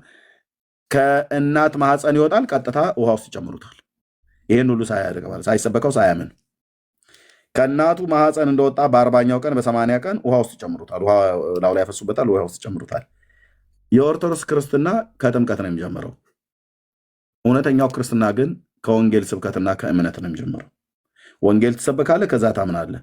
ያመንከውን እናጠምቅሃለን እንጂ ሳታምን ከእናትህ ማኅፀን እንደወጣህ ወስደን ውሃ ውስጥ ጨምረን በአብ ወልድ መንፈስ ቅዱስ ተጠምቀሃል ብለን ብለን መጠመቅህንም አታውቅም፣ መጠመቅህንም አታምንም። ስለዚህ ትመጣና ምትለኛ አምኜ ተጠምቄ ተጠማምቄ ነገር የለም። ብራዘር አንተ ምኑን ታውቃለህ? የእናትህ ስም ወይዘሮ አየለች እንኳን ቢሆን የወይዘሮ አየለች መሆኗን እንኳን ስሟን አታውቅም። በ40 ቀን ሆነ። የ40 ቀን ህፃን ልጅ ምን ያውቃል? በእውነት የተጠመቅኩበት የአምላካችን የእግዚአብሔር የአብ የወልድ መንፈስ ቅዱስም ለዘላለም ከፍ ከፍ ይበልና ብለህ እንድትል አታውቀውም። አብ ወልድ መንፈስ ቅዱስ መሆኑን የተጠመቀው በአብ ወልድ መንፈስ ቅዱስ ይሁን በመሐመድ ስም ይሁን በአየለች ስም ይሁን በቦጋለ ስም ይሁን ምንም ታውቀው ነገር የለም።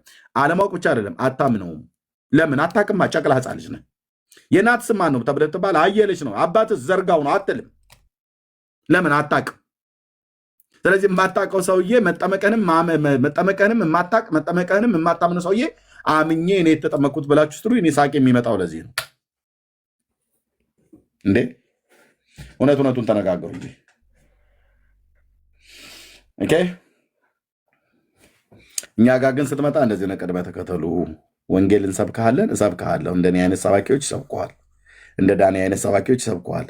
ከሰበክን በኋላ ጌታ መንፈስ ቅዱስ ለህይወት የሚሆን ንስሐን ይሰጥሃል።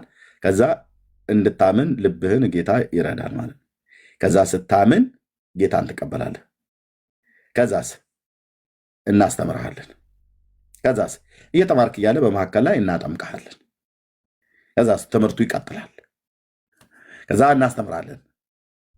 ከዛ እውነተኛ ደቀ መዝሙር ህይወትን ጌታን በሚመስል ህይወት እየተመላለስክ ትቀጥላለህ ማለት ነው።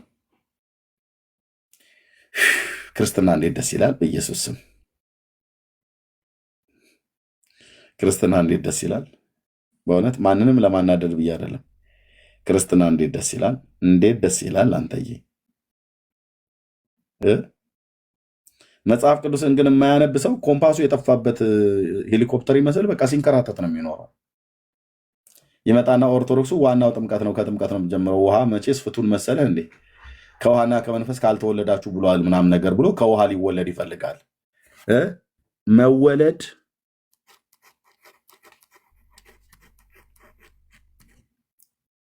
ኦርቶዶክሳውያኑ ከምንድነው ብሎ የሚሉት? ከውሃ። የጌታ ቃል ምንድነው ብሎ የሚለው? ከእምነት። በእምነት ነው ልደትን የምታገኘው። የጌታን ልደት የጌታን መወለድ ከጌታ መወለድን የእግዚአብሔር ልጅነትን የምታገኘው በእምነት ጌታን በመቀበል ነው። ኖት ቢሻን ዱጊ ብራዘር፣ በመጀመሪያ እምነት ጋር ትመጣለህ። እምነትን ቀዳሚ ያላደረገው ውሃ ብቻ ነው። የፈለግከው ጥምቀት በል ውሃ ብቻ ነው። እምነትን ቀዳሚ ያደረገ። ለአባቶች የተመሰከረው በውሃ አይደለም። ለአባቶች የተመሰከረላቸው በእምነት ነው። ኦኬ። ኢየሱስ ጌታ እንደሆነ በውሃ ብትጠመቅ አይደለም ብሎ የሚለው በልብህ ብታምን። ኢየሱስ ጌታ እንደሆነ በውሃ ብትጠማመቅ አይልም። ኢየሱስ ጌታ እንደሆነ በልብህ ምን ብትል ብታምን፣ እምነት። እግዚአብሔርም ከሙታን እንዳስነሳው ኢየሱስ ጌታ እንደሆነ በአፍህ ብትመሰክር፣ ምስክርነት ይቀድማል ማለት ነው። ኢየሱስ ጌታ እንደሆነ በአፍህ ብትመሰክር፣ እግዚአብሔርም ከሙታን እንዳስነሳው በልብህ ብታምን፣ እዛ ትድናለህ አላለም? እንዴት ይገርማል! አንተዬ ወይት በአፍህ ብትመሰክር በልብህ ብታምን ማንን? ኢየሱስ ጌታ እንደሆነ ማለት ነው። ኢየሱስ ጌታ እንደሆነ በአፍህ ብትመሰክር በልብህ ብታምን ምን ከዛ ምን ትላለህ አለ?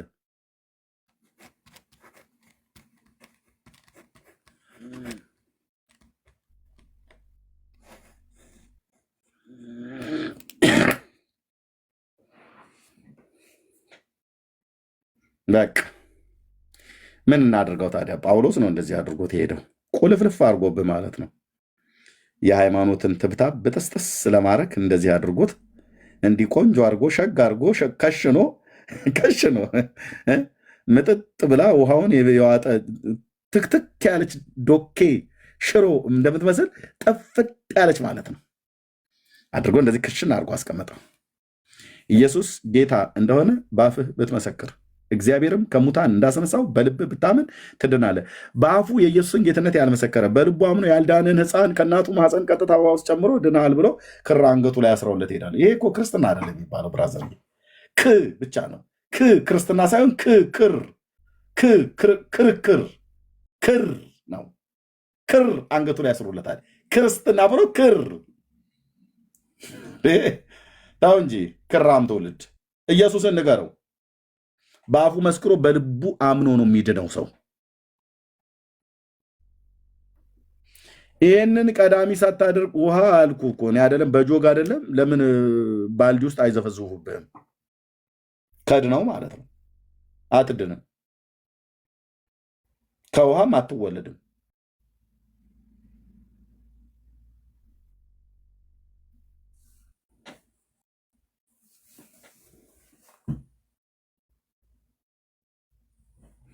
እሺ ይሄው ነው። ስለዚህ የሚገባ ሰው ካለ እድል እንሰጣለን።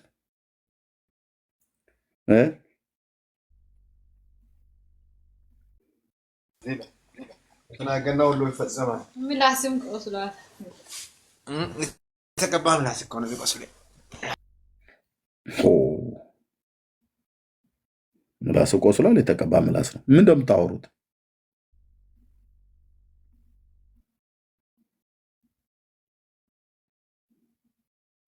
ምን እንደምታወሩት ወዳጆቼ? ኧረ ተው፣ በሰላም እንኖርበት። ምላስ ቆስሏል፣ ምላስ የተቀባ ነው ይላታል ሰው ቁጭ ብሎ። ገስት ስትልኩ ለመግባት ከሆነ እንደገባችሁ ማይክ ሚዩት አድርጉ። ኦኬ። የተቀባውን ምላስ የሚሆን የተቀባው እግር ስትገቡ ማይኩን ሚዩት አድርጉ። ጥያቄ ያለ ሰው ካለ ከታች መግባት ይችላል። አደነት ስቅ ያለሽ አይደል? የተቀባ ምላስ የተቀባ ጆሮ እየተባባሉ እነሱ ታደኛ ምናደርግ። ጥያቄ ያለ ሰው ካለ መውጣት ይችላል።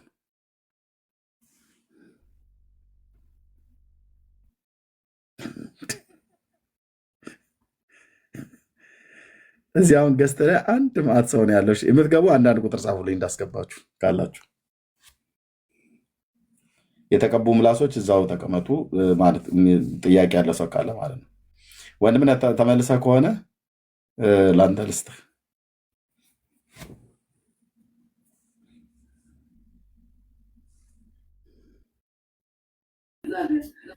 እሺ ወንድምነት።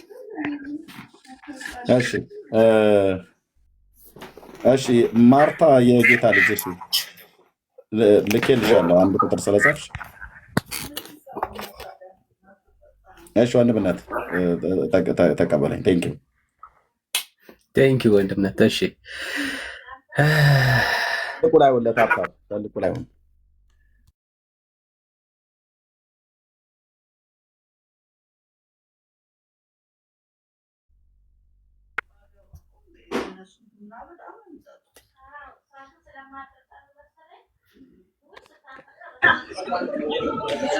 ሰጣኝ እንደ ወንድሜ ተዘረገፍኩኝ።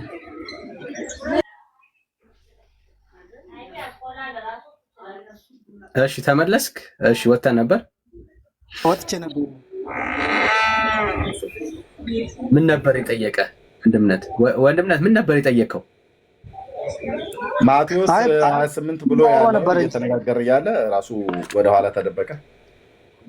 ስልክ ገብቶብኝ እያወራሁ ስብንተስ ወጣሁ ከቤተሰብ ጋር። ችግር የለውም። ከወንድምነት ጋር ቀጥሉ። ወንድምነት ማቴዎስ 28 ላይ ጥምቀት ይቀድማል በመጀመሪያ አጥምቁ ነው ብሎ ያለው ሰውንና ስብከት አይቀድምም እያለ ነው ብሎ ያለን። እኔ ደግሞ ስብከት ይቀድማል ብዬ መጽሐፉን በብላት መረዳት አለብህ ብዬው እየነገርኩ ነበር። እሱ ላይ ቀጥሉ።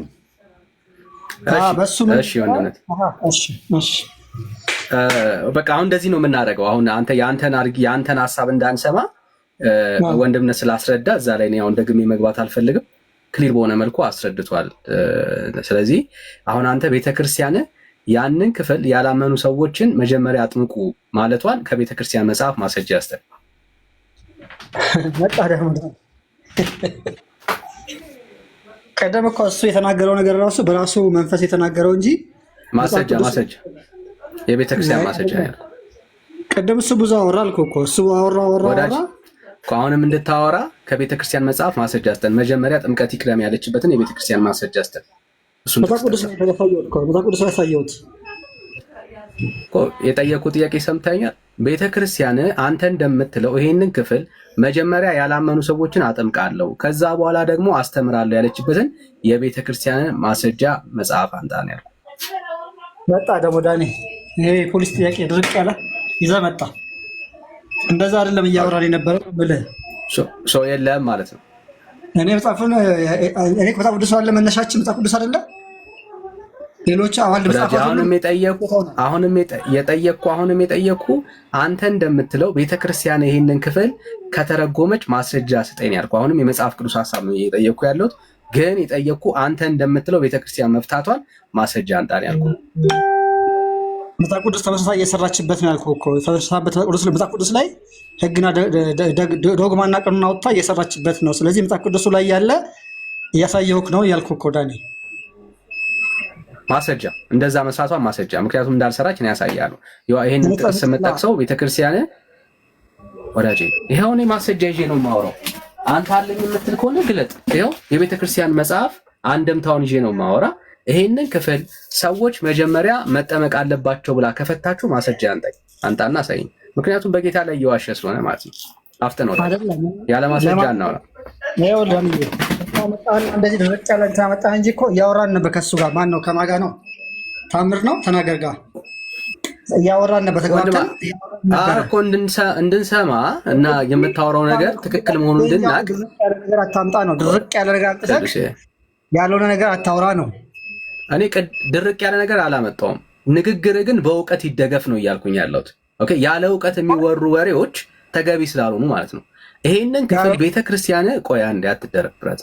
ይሄንን ክፍል ቤተክርስቲያን ሰዎች መጀመሪያ መጠመቅ አለባቸው ብላ ተርጉመዋለች ወይ? ጌታችን ኢየሱስ ክርስቶስ መጀመሪያ አጥምቁ ብሎ ነው የተናገረው ብላ አስተምራለች ወይ ነው ጥያቄው። ምክንያቱም ኢቭን በቤተክርስቲያናችሁ ላይ እየዋሻችሁ ስለሆነ ማለት ነው። ኦኬ፣ ማሸነፍ ሲያቀታችሁ የሚነሱ አርጊውመንቶችን ዊን ማድረግ ሲያቀታችሁ እየዋሻችሁ ነው ያላችሁት። ኢቭን ቤተክርስቲያናችሁ የማታስተምረውን የማትናገረውን ነገር ነው በድፍረት እያወራችሁ ያላችሁት። ይሄው ቻሌንጅ አደርጋለሁ። ኦርቶዶክሳዊ ነህ፣ ይሄንን ክፍል በየትኛውም አንደምተዋ ላይ መጀመሪያ ሰዎች ማመን አለባቸው ሳይሆን መጠመቅ ይቀድማል ብላ የፈታችበት ክፍል ካለ ማስረጃ አንጣ፣ ጠብቃለሁ። ከሌለ ግን የለም ማለት ነው። ዳኒ እንደዛ ሳይሆን ምልህ እኔ ለምሳሌ ቅድም እሱ ማን ነው ወንድሜ ያመነ የተጠመቀ ይድናል፣ መጀመሪያ ማመን ይቀድማል ብሎ ኦርደሩን አስቀመጠ። ስለዚህ መጽሐፍ ቅዱስ ደግሞ መጀመሪያ መጠመቅ አለ፣ ከዛ መማር አለ፣ ከዛ ደቀ መዝሙር መሆን አለ ብዬ አመጣውለት ይሄንን። ስለዚህ ደግሞ ማስደገፊያ ይሆን ዘንድ ክርስቶስ ምን ብሎ አስተማረ? የሰው ልጅ ከሆነ ከመንፈስ ካልተወለደ አይድንም ይላል አልኩት። ይሄንን ሳናወራበት ነው የዘጋው እሱ። እና እነዚህ ነገሮች ሁሉ የሚያስረዱት ምንድን ነው? የድህነት መንገዶቹ በጥምቀት ውስጥ አሉ። እነዚህ ጥምቀት ልጅነት መጠመቅ የሚያሳዩ ነገሮች አሉ ያልኩት አሳየሁትና እሱ አሰዳኝ። ስለዚህ ለጠየቁ ጥያቄ ወደ መረጃው ግባ፣ ወደ ማስረጃው ግባ። አብራታ አይደለም ይሄን አመጣውለት ግን ምንም የሚገናኝ ነገር የለውም። ለጠየቁ ጥያቄ ማስረጃ አብራታ። እሱ ይኸውልህ ያመነ የተጠመቀ ይድናል ለሚለው ጻፈው ድርቅ አለ። አይ ክርስቶስ ደግሞ እዚህ ጋር አጥምቋቸው አስተምሯቸው ደቀ መዝሙር አድርጓቸው ይላል ብዬ አመጣውለት። ሌላ ቦታ ደግሞ ማስረጃ ቅዱስዬ፣ አሁን ስታወራ በእውቀት አውራ ብያለሁ፣ በግምት አታውራ።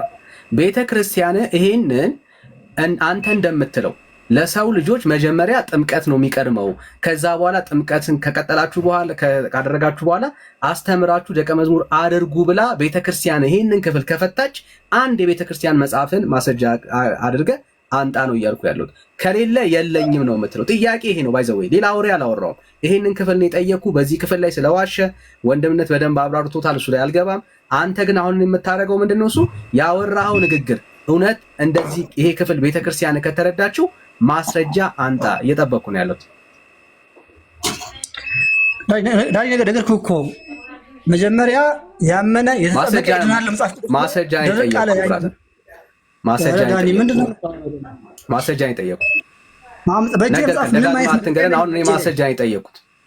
በእጅ ላይ መጽሐፍ የለም። የክርስቲያን ግን መጽሐፍ ቅዱስ ላይ ማጥመቅ ይቀድማል። ከዛ ምናምን ይላል።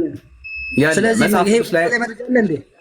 ከዚህ በላይ መረጃ አየህ፣ መጽሐፍ ቅዱስ ላይ አይቀድምም። ቆይ አንዴ አትደረብ። መጽሐፍ ቅዱስ ላይም አይቀድምም። ጥምቀት የቀደመበት አንድ ቦታ ላይ የለም። ያላመነ ሰው ቆይ አትደረብ ራስ። እሺ አንተን እንመን ወይስ ቤተክርስቲያንን እንመን? አይ እዛ ጋር ስታነበው ወንጌል ውስጥ ታነበው ግን አይልም። አንተን እንመን ወይስ ቤተክርስቲያን አይልም። አንተን እንመን ወይስ ቤተክርስቲያንን እንመን? አንብበው፣ ግለጥና አንብበው እንደሚል ያሳያለሁ። ግለጥና አንብበው። ለብሮ ማሰማኝ አንተን እንመን ወይስ ቤተክርስቲያንን እንመን ነው ያለው። የወንጌሉን አንብብና ምን ወንጌሉ ላይ ማንን እንመን? መጽሐፍ ቅዱሱን እመን። መጽሐፍ ቅዱሱን እመን። ቤተክርስቲያን ውሸተኛ ናት እያልከን ያለው ምን ያላልኩም ግን መጽሐፍ ቅዱስ ላይ ጥሩ አላልኩም አለ። በጣም ጥሩ አላልኩም አለ። ሰምቻለሁ። ይሄንን ክፍል ቤተክርስቲያን ጥምቀት ይቀድማል ብላን የፈታችሁ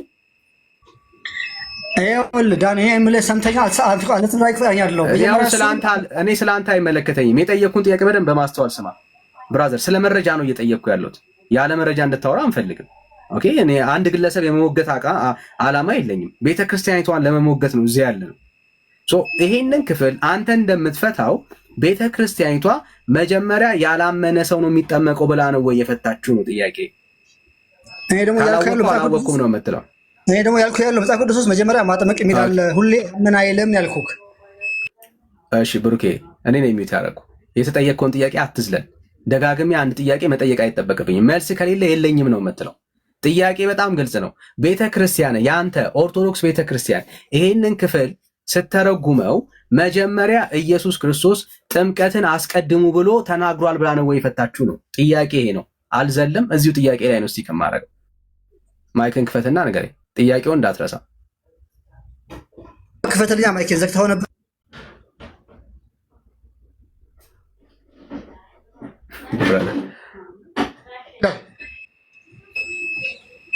ይሰማል? ስታወራ ነው የሚሰማው። ይኸውልህ ይሄን ያመጣሁት እኔ እሱ ያመነ የተጠመቀ ይድናል ብሎ ይሄን ክሮኒካል ኦርደሩ ሲለኝ እኔ ደግሞ ያወጣ ማጥመቅ ማስተማር ደቀ መዝሙር ቢል አለ ብዬ አሳየሁት አይደለ? ስለአንተ ሰማው። የኔን ጥያቄ ግን አሁንም እየዘለልክ ነው ያለው። የኔ ጥያቄ ላይ ነው አሁን የምቆየው። ቆይ አንዴ ብራዘር። ቤተክርስቲያን ይሄንን ክፍል ጌታችን ኢየሱስ ክርስቶስ የተናገረው ጥምቀት መጀመሪያ ይቅደም ብሎ ነው ወይ የተናገረው? እንደዛ ብላ ነው ወይ የፈታችሁ? ጥያቄው ይሄ ነው። መልስ አለ ለዚህ ጥያቄ?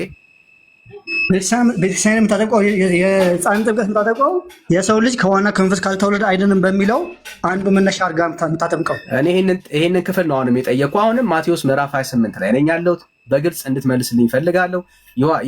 የማቴዎስ ወንጌል ምዕራፍ 28ን ጠቅሳ ቤተክርስቲያን ሰው መጀመሪያ መጠመቅ አለበት ብላ እንዳንተ ታስተምራለች ወይ ነው ጥያቄ። እሱ ነው መጽሐፉ እንደዛ አስቀምጦታል።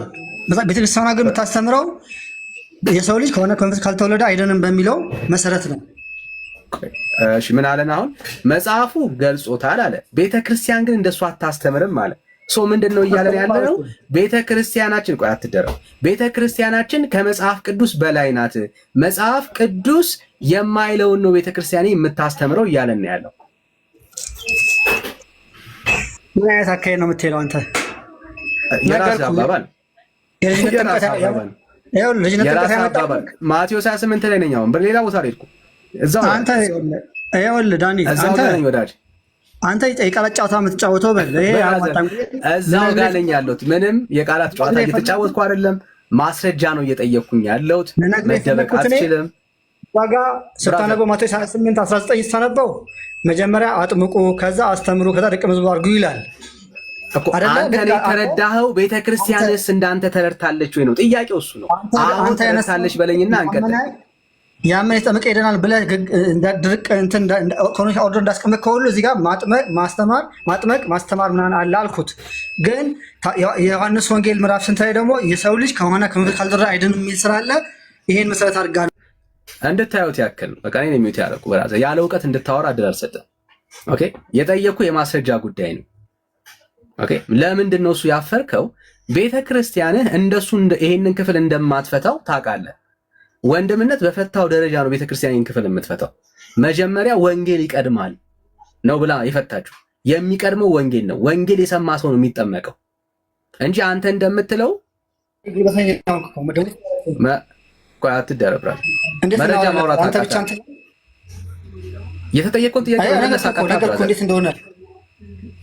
የተጠየቀውን ጥያቄ መመለስ አቃተ። ወዳጄ ጥያቄ ምን ነበር? አንተ መስማት ስላልፈለክ ነው እኮ ነው። ጥያቄ ምን ነበረ?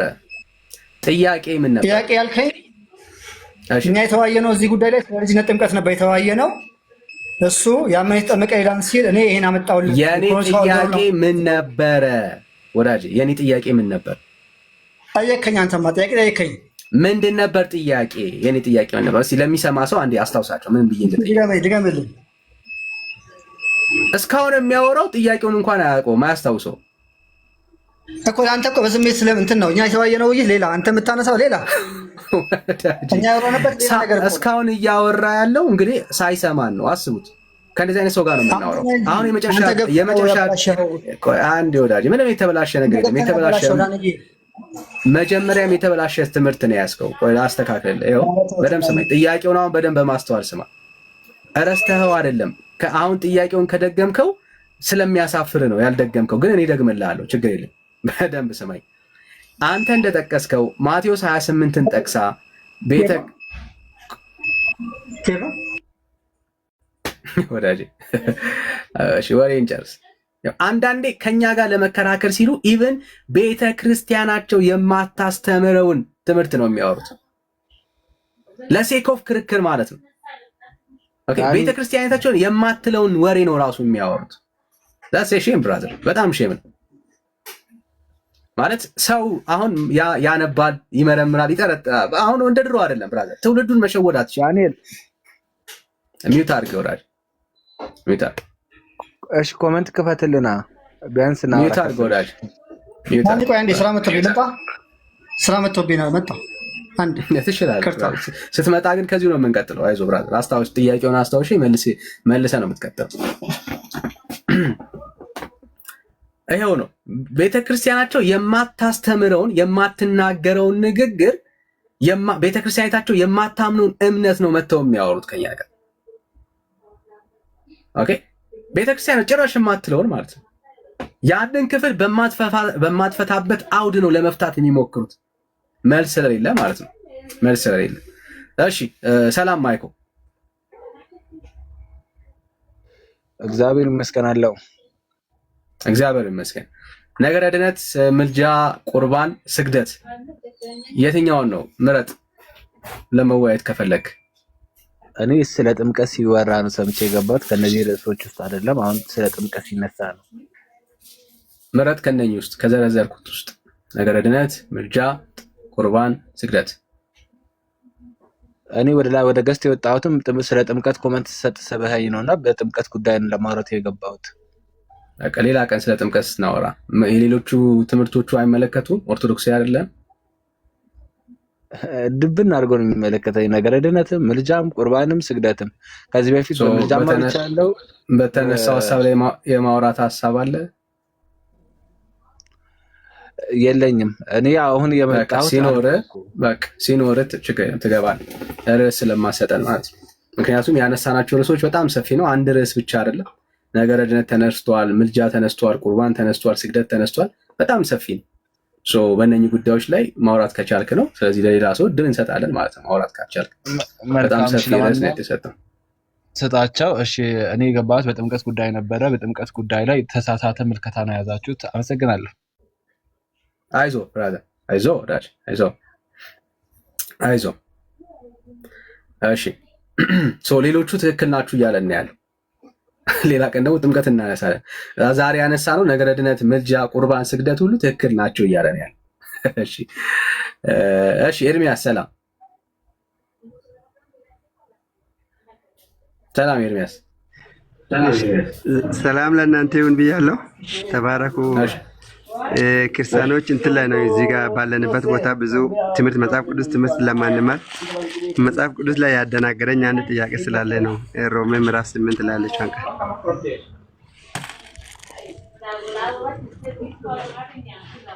እሺ ከየት ቤተ እምነት ነህ እያወራን ያለ ነው? ኦርቶዶክሳውያን ነው የተቀበልን ያለ ነው። አይ ተባረኩ። በቃ እንደዛ ከሆነ ጌታ ይባርካችሁ። ምንድነው ጥያቄ? ሮሜ 8 ላይ ሮሜ ምዕራፍ 8 ቁጥር 1 ላይ ኮነን የምትባለው ነገር ትንሽ ብዙ ስላልገባኝ ምኑ ነው ያልገባ?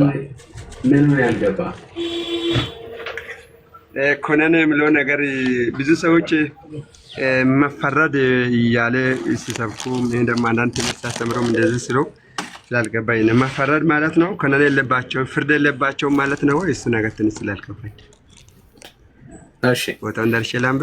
እሺ አዎ አንብበው። እሺ በቃ ወንድምነት የግድ ማንበብ አይጠበቅበትም። መልሶታል እኮ አሁን በክርስቶስ ኢየሱስ ላሉ ኩነኔ የለባቸውም ብሎ ይላል። ያ ማለት ፍርድ የለባቸውም ማለት ነው። ብራዘር ኤርሚያስ ሞክሼ እየሰማህ ነው? እየሰማህ ነው? እሺ ተባረክ። የሮሜ መጽሐፍ ቁጥር 1 አሁን በክርስቶስ ኢየሱስ ላሉ ኩነኔ የለባቸውም ማለት በክርስቶስ ኢየሱስ ያለ የህይወት መንፈስ ህግ ከሞትና ከኃጢአት ባርነት ነጻ አውጥቶናል ማለት ነው። ስለዚህ በክርስቶስ ኢየሱስ በማመንህ ከፍርድ ነጻ ነህ እያለህ ነው። አይፈረድብህም ማለት ነው። በክርስቶስ ኢየሱስ በማመንህ አይፈረድብህም ማለት አትኮነንም፣ ነጻ ነህ እያለ ነው። የሆነ ሰው ደግሞ ውቀሳ የለም ብሎ መጣና ውቀሳ የለም ስል ውቀሳ ማለትና ፍርድ ማለት አንድ ነው። ወቀሳም ፍርድም የለብህም ብራዘር። በክርስቶስ ኢየሱስ ለሚያምኑ የወንጌል አማኝ ነህ አይደል ወንድማችን?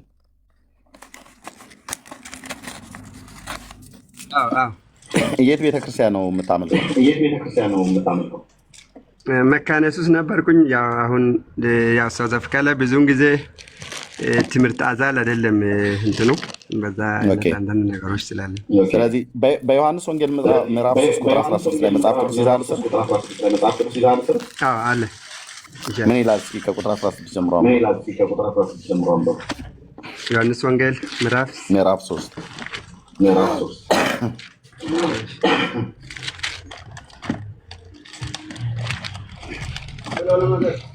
ከቁጥር 16 ቀጥዬ ነው ከ16 ጀምሮ ያለው ነው።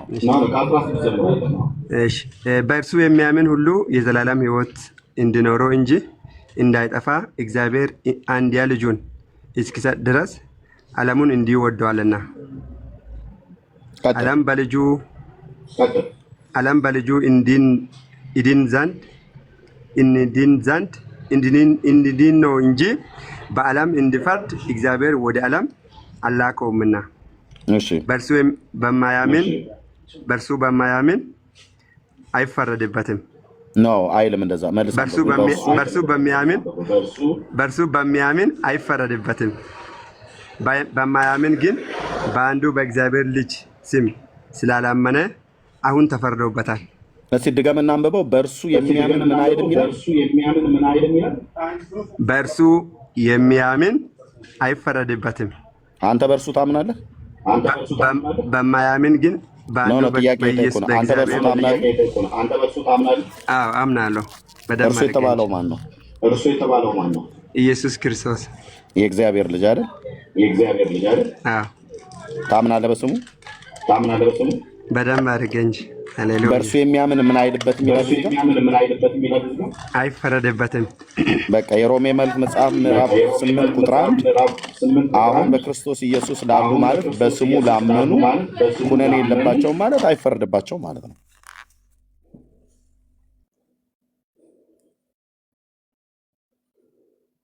ማይክን ዘግተዋል። አዎ ጩኸት ስላለ ነው። እኔ ጋር ተባራኮሽ ገብተዋል። ግን በትክክል በደምብ ገብተዋል። በቃ በኢየሱስ በማመን አይፈርድብህም። የእግዚአብሔር ቃል በእርሱ በሚያምን አይፈርድብህም። አንተ ጋር ማይክ አለ፣ ዝጋው። የሆነ ድምፅ አለ እያስተጋባ። ኦኬ። በእርሱ የሚያምን አይፈርድበትም። በእርሱ የማያምን ግን አሁን በእግዚአብሔር ልጅ ስም ስላላመነ አሁን ተፈርዶበታል ይላል። በቃ አንተ በእግዚአብሔር ልጅ ስም ስላመንክ አይፈርድብህም። አሁን እኔ በፍርድ ውስጥ አይደለሁም ያለሁት። አንተም በፍርድ ውስጥ አይደለም ያለው፣ ወንድምነትም በፍርድ ውስጥ አይደለም ያለው። አሁን በክርስቶስ ኢየሱስ ስላለን በእኛ ኩነኔ የለብንም። 4 ነጥብ። ይሄ ማለት ነው እና ጸጋ ይብዛልህ፣ ተባረክ። እንግዲህ በመካነ ኢየሱስ ቤተክርስቲያን ስርዓት ጌታን የምታመልክ ከሆነ አሁን ባለህበት ምድር ቸርች ካለ ወደ ቸርች ሂድ፣ በቸርች ታቀፉ፣ በቸርች ውስጥ ግቡና ተማሩ። በእውነተኛ ቤተክርስቲያን ገብተህ ተማር። ሳውዝ አፍሪካ ነው የምትኖረው? አዎ ሳውዝ አፍሪካ ነኝ። እውነተኛ ቤተክርስቲያን ፈልገህ በእውነተኛ ቤተክርስቲያን ገባለሁ። ቸርች ይከተላለሁ። መጽሐፍ ቅዱስ ስለሚያነብ አንዳንዴ እሱ እንትን ስላለኝ ነው። አንድ በኦንላይን ላይ በምንማራቸው ነገሮች ትንሽ እንትን ስላለኝ ቤተክርስቲያን ገባለሁ። ተባረኩ። ጌታ ዘመናችሁን ይባርክ። ከፍ በሉ። ዘመናችሁን፣ ዘራችሁን እግዚአብሔር ይጠቀም። ተባረኩልኝ። አሜን። ተባረክ ወንድማችን። ጸጋ ይብዛልህ። ኦኬ ወንድምነት ምናልባት እዚህ ትንሽ ሀሳብ ብሰጥ፣ ኦንላይን ላይ ብዙ ሰዎች ይማራሉ ከቸርች ባሻገር ማለት ነው እና ትንሽ ሀሳብ መስጠት ያለብን ይመስለኛል እዚህ ጉዳይ ላይ ትንሽ፣ ምክንያቱም በጣም ሜስ የሆኑ ትምህርቶች ስላሉ። ልክ ነው። ቴንክ ዩ። ኦኬ ይሄ በየቤታችን መናገር አለብን። እኔንም አስታውሱኝ ፕሊስ፣ ማስታወቂያ ማለት ነው። በዓለም ዙሪያ ያላችሁ ወገኖች አሁን ቀድሞ የነበራችሁባት መሰረታዊ ክርስትና ትምህርት ተምራችሁ የውሃ ጥምቀት የተጠመቃችሁበት ወይ በተለምዶ አባባል እናት ቤተክርስቲያን ብላችሁ የምትሉበት በኢትዮጵያ ሳላችሁ ሙሉ ወንጌል ወይ መካነ ኢየሱስ ወይ ቃለ ሕይወት ወይ ሕይወት ብርሃን በያላችሁበት አጥቢያ ቤተክርስቲያን በእኛ በወንጌላውያን አማኞች ጤናማ ቤተክርስቲያናት ውስጥ ጌታን ስታመልኩ የነበራችሁ አሁን ወደ ሌላ አገር የወጣችሁ ምናልባትም በሀገር ውስጥ ጌታን ተቀበላችሁ መሰረታዊ ክርስትና ትምህርት በአግባቡ ሳትማሩ ሳትጨርሱ ሳትጠመቁም ወደ ሌላ አገር ወጣችሁ ያላችሁ ወይም ደግሞ በውጭ ሀገር ላይ ሆናችሁ በዚህ የምትሰሙትን የወንጌል መልእክት ሰምታችሁ የዳናችሁ እና ጌታን ለመቀበልም ወስናችሁ የተቀበላችሁ ሰዎች ግን መሰረታዊ የክርስትና ትምህርት ያልተማራችሁ ሰዎች እንደነኛ አይነት መርሃ ግብሮችን አሁን እዚህኛ የምናስተላልፋቸው መርሃ ግብሮች መከታተል ትችላላችሁ፣ የምትጠቀሙበትም ነገር ስላለ። ዋነኛው ወጥ የሆነ የመሰረታዊ የክርስትና ትምህርት አስተምሮት አለ። ስለዚህ በዛ በመጽሐፍ ቅዱስ አስተምሮት ትምህርት ላይ እንድትሳተፉ አገልጋዮች በየፊና ያስተምራሉ። ወንድሜ ብሩኬ ያስተምራል፣ ወንድምነት ዳንዬ ያስተምራል፣ ፓስተር ታሬ ያስተምራል። ስለዚህ እኔና ወንድምነት ዳኒ ፓስተር ታሬ ሆነን አድሚን የምናደርገው አንድ ግሩፕ አለ። ኦኬ መሰረታዊ ክርስትና ትምህርት የሚማሩበት ማለት ነው። ከዚህ በፊትም ታስታውሱ ከሆነ ጣሊያን ፓስተር ለገሰ ለሱ ሰጥቼ 7 ዙር ሁሉ ጭምርዛ ተምረው የተጠመቃችሁ አሉ። አሁን ወንድማችን እንደጠየቀው አይነት ጥያቄ በጌታም ቤት ሆናችሁ ማለት ነው፣ በስራ ቦታ ላይ የተለያየ ቦታ ላይ ሆናችሁ በአውሮፓ፣ በአሜሪካ፣ በካናዳ ያላችሁ ሰዎች እና ፕሊስ በጌታ የምለምናችሁ ትምህርት በጣም ወሳኝ ነው። ለማደግ ከፈለጋችሁ እዚህ ላይቭ ላይ አሁን ከምትሰሙት የበለጠ በሳምንት 1 ቀን በሳምንት 2 ቀን ወንድምነት ያስተምራል። የወንድምነት ፔጅ ስር ለምትጠይቁት መንፈሳዊ ጥያቄ ለማናቸውም መንፈሳዊ አገልግሎት በዚህ ስልክ ያገኙን ብሎ ስልኩን አስቀምጧል፣ የወንድምነት ማለት ነው ዳንዬ። ስለዚህ እዚህ ፔጁ ላይ እሱን ስትገቡ ከፔጁ ከስር ባዮ አካባቢ ላይ ተጽፏል። የወንድምነትን ስልክ አገኙና ወይ ደግሞ የኔንም ካላችሁ በውስጥ መስመር በሜሴንጀር የሚሆን በሜሴንጀር ጻፉልንና አድ እናረጋችኋለን እዛ ዋትሳፕ ግሩፕ ላይ ማለት ነው። መሰረታዊ ክርስትና ትምህርት እየተማሩ ያሉ ሰዎች በጣም ብዙዎች ስላሉ መሰረታዊ ትምህርት በጣም ወሳኝ ነው። አሁን ወንድማችን እንዳነሳው አይነት ነገር ይሄ በክርስቶስ ኢየሱስ ያገኘኑ ነፃነት ያገኘኑ ጌታ የሰጠን ነገር እንደ ቀላል ነገር የምናየው ነገር አይደለም። መጥቶ ማንም አይ ይሄ እኮ ማለት ይሄ ማለት ነው ብሎ ግራ እንዳያጋባችሁ፣ ግር እንዳይላችሁ፣ እንዳትደናገጡ። አንደኛ ቤተክርስቲያን ካላችሁ በቤተክርስቲያን ተማሩ። ከሌለ ደግሞ ስራ ላይ ሆናችሁ በስራ ቦታ በተለያዩ ሀገራት ላይ ያላችሁ ሰዎች በተለይ በአውሮፓ በአሜሪካ በተለይ በአውሮፓ በጣም ብዙ አገሮች ላይ በጣም ብዙ ስቴቶች ላይ ቸርች የሌለበት የነጮች ወይ የጀርመንኛ ቋንቋን ስለማችሉ ጀርመን ውስጥ የምትኖሩ በጣም ብዙ ክርስቲያኖች ወገኖች አላቸው። ይህንን ፌስቡክ ላይ ሁሉ ጭምር እናገረዋል፣ ዩቲዩብ ላይ ሰርተን እናስቀምጣለን። ሲሪየስ የሆነ ጉዳይ ስለሆነ ማለት ነው። ስለዚህ መሰረታዊ ትምህርት መማር አለባችሁ ክርስቲያን ወንድሞች እናቶች። አይኔ እኮ ያኔ ጌታን ስቀበል እኮ ቀጠና 2 ሙሉ ወንጌል ቤተክርስቲያን ደህንነት ተምሬያለሁ ብለህ ካልክ ኦኬ ጥሩ ነው፣ ተማሩ፣ እኛም ተምረናል። ግን ያ የተማራችሁትን እስካሁን ድረስ በእውነት ይዛችሁታል ወይ? በዛ ትምህርት ላይ ተተክላችኋል ወይ? ነገረ ድነትን በተመለከተ ጥያቄ ቢነሳባችሁ አሁን በአግባቡ ትመልሳላችሁ ወይ? ለሚጠይቋችሁ መልስ ለመስጠት የተዘጋጃችሁ ናችሁ ወይ? ይሄንን በእውቀት መታጠቅ በጣም ጥሩ ነው። ያመኑትን ጌታ በደንብ እያወቁ ለመሄድ በጣም ጥሩ ነው። ወንድምነት በዚህ ጉዳይ ላይ ያስተምራል። ፓስተር ታሬ ያስተምራል። ብርኬም ወንድምነትም እንደዚሁ ያስተምራል። እና ግቡና ተማሩ። ይሄን እላችኋለሁ። ብዙ አሳቾችም ስላሉ እዚህ ማለት ነው። በመካከል ላይ እኛም እያስተማርን ነው። ኑ ብለዋችሁ እዚህ እኛ ጋር የምታውቁን ሰዎች ሌላ ቦታ ላይ ሄዳችሁ ገዝት ውስጥ ገብታችሁ ብዙዎች ነፍሳችሁን እንዳይነጥቋችሁ እንዳይበሏችሁ፣ ከማታውቋቸው ሰዎች ምንም አይነት መንፈሳዊ መብል መንፈሳዊ ትምህርት እንዳትማሩ። ምክንያቱም ኢየሱስ ጌታ ነው ብሎ የሚመጣ ሁሉ በሙሉ እውነተኛ ጴንጤ ነው ብላችሁ ካላችሁ በጣም ተሳስታችኋል። በጣም ብዙ አሳቾች አሉ፣ አድፍጠው ተደብቀው የክርስቶስን ቤተክርስቲያን ለመበዝበዝ የሰውን ነፍስ ለማሳት የወጡ ሰዎች አሉ። ስለዚህ እናንተም ጭምር እንድትማሩ ይኸው ጥሪ እናደርግላችኋለን። ተባረኩ። የወንድምነት ጋር ብጽፉለት በውስጥ ወይንም ጋር ብጽፉ ወይ ነብርኬ ጋር ብጽፉ ፓስተር ታሬም ጋር ብጽፉለት እናስገባችኋለን ወደ ግሩፕ። ጸጋና ሰላም ይብዛላችሁ። በቃ ትምህርት በጣም ወሳኝ ነው፣ በጣም ወሳኝ ነው። የእውነት የምነግራችሁ አንድ ከጌታ ዘንድ እግዚአብሔር ያሳየኝ እዚሁ ሶሻል ሚዲያ ላይ እዚሁ ስላለን ሰዎች ማለት ነው። ከዚህ አገልግሎት ጋር በተገናኘ በተለይ በጌታ ያመን ወንድሞች ጌታ ያሳየኝ አንድ ትልቅ ራእይ ነበር። ራእዩን ግን እንዳልናገር እከለከላለሁ። የከለከለኝ ጌታ አይደለም፣ በአይምሮ መጠንቀቅ ስላለብኝ። ምክንያቱም ዓለም አደባባይ ላይ ነው የምለቀው ማለት ነው። ከለቀኩት ጥሩ አይመጣም፣ ለሌሎችም ሰዎች ሁሉ ጭምር ቢሰማ ጥሩ ስለ አይደለ ማለት ነው። እና ፕሊስ የወንጌል አማኞች በጣም በጣም በጣም በጣም በእውነተኛ ትምህርት ጸንተን መቆም አለብን። በእውነተኛ ትምህርት ራሳችን መፈተሽ አለብን። ዝም ብለን በቃ ዳኒ ቤት ገስት ሲከፍት ኖቲፊኬሽን ሲመጣ እዚህ ጋር መጥቶ ተምሮ መሄድ ጥቅም የለውም እያልኩ አይደለም። ሰምቶ መሄድ ከማያምኑ ሰዎች ጋር ነው እዚህ የምንነጋገረው። ውይይቶች፣ ክርክሮች አሉ። በእነዚህ መካከል ማጋ እውነት እንዳለ ማጋ እውነት እንደሌለ በደንብ የምታዩበት ነው፣ የምታውቁበት ነው። ከዚህም እንደምትጠቀሙ እንደተጠቀማችሁም በጣም እናምናለን። ግን ከዚህ ደግሞ ያለፈ ወጥ የሆነ ትምህርት ማለት ነው። ቢያንስ በቃ ክለሳ እንኳን ራሱ ማለት ነው የምታውቀውን እንኳን መልሰህ እንደገና ደግሞ ደህንነት ልማር እንዲ ወንድሞቻ እና እህቶች፣ የደህንነት ትምህርት የህይወት ዘመናችን ብንማረው የማንጠግበው ትምህርት ማለት ነው። የማይጠገብ የማይሰለች ትምህርት ማለት ነው።